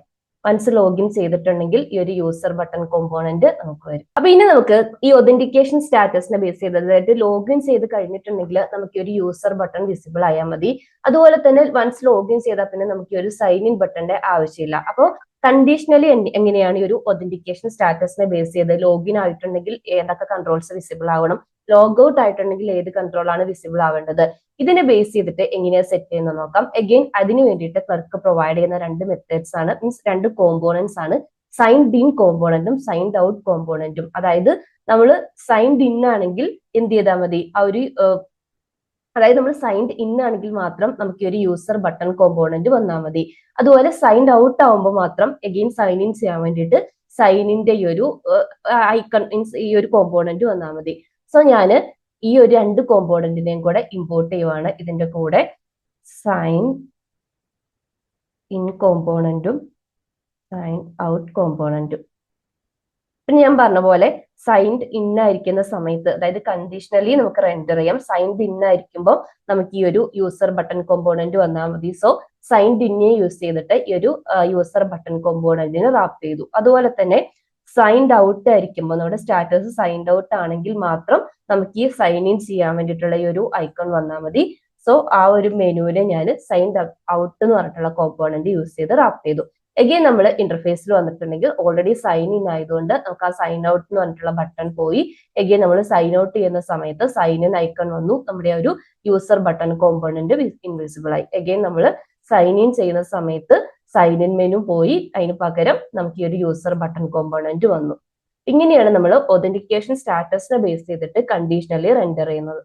ഇനി നമ്മുടെ അടുത്ത കോൺസെപ്റ്റ്, അതായത് ഇമ്പോർട്ടന്റ് ആയിട്ടുള്ള കോൺസെപ്റ്റ്, ഏതെങ്കിലും ഒരു സ്പെസിഫിക് ആയിട്ടുള്ള റൗട്ടിനെ അല്ലെങ്കിൽ ഒരു സെറ്റ് ഓഫ് റൗട്ട്സിനെ ഈ ഒരു ഒതന്റിക്കേഷൻ സ്റ്റാറ്റസ് യൂസ് ചെയ്തിട്ട് എങ്ങനെയാണ് പ്രൊട്ടക്ട് ചെയ്യുന്നത്. അതായത് ഇപ്പൊ നമ്മൾ സൈൻ ഇൻ ചെയ്തിട്ടുണ്ടെങ്കിൽ മാത്രം ആക്സസ് ചെയ്യാൻ പറ്റുള്ളൂ.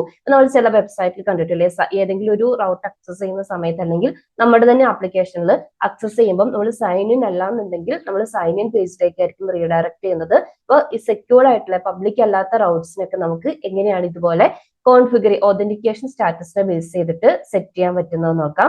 അതിന് വേണ്ടിയിട്ട് ഞാൻ ഓൾറെഡി പറഞ്ഞിട്ടുണ്ടായിരുന്നു, നമ്മൾ മിഡിൽ വെയറിന്റെ ഫയൽ നേരത്തെ ക്രിയേറ്റ് ചെയ്തിട്ടുണ്ടായിരുന്നു അല്ലെ, ആ ഫയലിനെ എഡിറ്റ് ചെയ്യണം. അപ്പോൾ ഫസ്റ്റ് നമ്മൾ ഇതുപോലെ പ്രൊട്ടക്ടർ റൗട്ടിനെ സെറ്റ് ചെയ്യാൻ വേണ്ടിയിട്ട് ഇവര് തന്നെ പ്രൊവൈഡ് ചെയ്യുന്ന ക്രിയേറ്റ് റൗട്ടർ മാച്ച് എന്ന് പറഞ്ഞിട്ടുള്ള മാച്ചർ എന്ന് പറഞ്ഞിട്ടുള്ള ഫംഗ്ഷൻ ഉണ്ട്. ഈ ഫംഗ്ഷനെ കോൾ ചെയ്യാം. ഈ ഫംഗ്ഷനെ കോൾ ചെയ്തിട്ട് ഈ ഫംഗ്ഷനെ ഫസ്റ്റ് ഇൻവോക്ക് ചെയ്യാം. ഈ ഫംഗ്ഷന്റെ അകത്ത് നമുക്ക് ഏത് റൗട്ടിനെയാണോ പ്രൊട്ടക്ട് ചെയ്യേണ്ടത്, അപ്പൊ മൾട്ടിപ്പിൾ റൗട്ട്സിനെ നമുക്ക് അറ്റ് എ ടൈമിൽ മൾട്ടിപ്പിൾ റൗട്ട്സിനെ നമുക്ക് പ്രൊട്ടക്ട് ചെയ്യാലോ. അപ്പൊ ഏതൊക്കെ റൗട്ട്സ് ആണോ അത് ഇതിൽ പാസ് ചെയ്ത് കൊടുക്കുക. അപ്പൊ ഞാൻ നേരത്തെ ക്രിയേറ്റ് ചെയ്തിട്ടുള്ള, നമ്മൾ നേരത്തെ സെർവർ ആക്ഷന് വേണ്ടിയിട്ട് ചെയ്തിട്ടുള്ള ആ ഒരു റൗട്ട് ഇല്ലേ, സെർവർ ആക്ഷൻ യൂസർ എന്ന് പറഞ്ഞിട്ടുള്ള ആ റൗട്ടിനെയാണ് പ്രൊട്ടക്ട് ചെയ്യേണ്ടത്. സോ ഞാൻ ആ റൗട്ടിന്റെ നെയിം പാസ് ചെയ്ത് കൊടുത്തു. അതിലെ എല്ലാ റൗട്ട്സും, അപ്പൊ നമുക്കറിയാം ഓരോ പേജ് ഡോട്ട് JS എന്ന് പറയുന്നതും ഓരോ റൗട്ട്സ് ആയിരിക്കുമല്ലോ, അപ്പൊ ആ റൗട്ടിനെ പ്രൊട്ടക്ട് ചെയ്യണം. ഡോട്ട് സ്റ്റാർ സെറ്റ് ചെയ്ത് കൊടുത്തു. ഇതുപോലെ നിങ്ങൾക്ക് മൾട്ടിപ്പിൾ റൗട്ട്സ് വേണമെങ്കിലും സെറ്റ് ചെയ്ത് കൊടുക്കാം കേട്ടോ. ഇനി ഇത് റിട്ടേൺ ചെയ്യുന്നത് എഗെയിൻ ഒരു ഫംഗ്ഷൻ ആയിരിക്കും. അതിന് നമുക്ക് ഈസ് പ്രൊട്ടക്റ്റഡ് എന്ന് പറഞ്ഞിട്ടുള്ള വേരിയബിളിൽ സേവ് ചെയ്ത് വെക്കാം. ഇനി നമ്മൾ ഈ ക്ലർക്ക് മിഡിൽ വെയർ ഫംഗ്ഷനെ ഒരു അസിങ് ഫംഗ്ഷൻ ഇൻപുട്ട് ആയിട്ട് സെറ്റ് ചെയ്ത് കൊടുക്കുകയാണ്. അതിൽ 2 ഇൻപുട്ട് ആയിരിക്കും ഉണ്ടാകുക.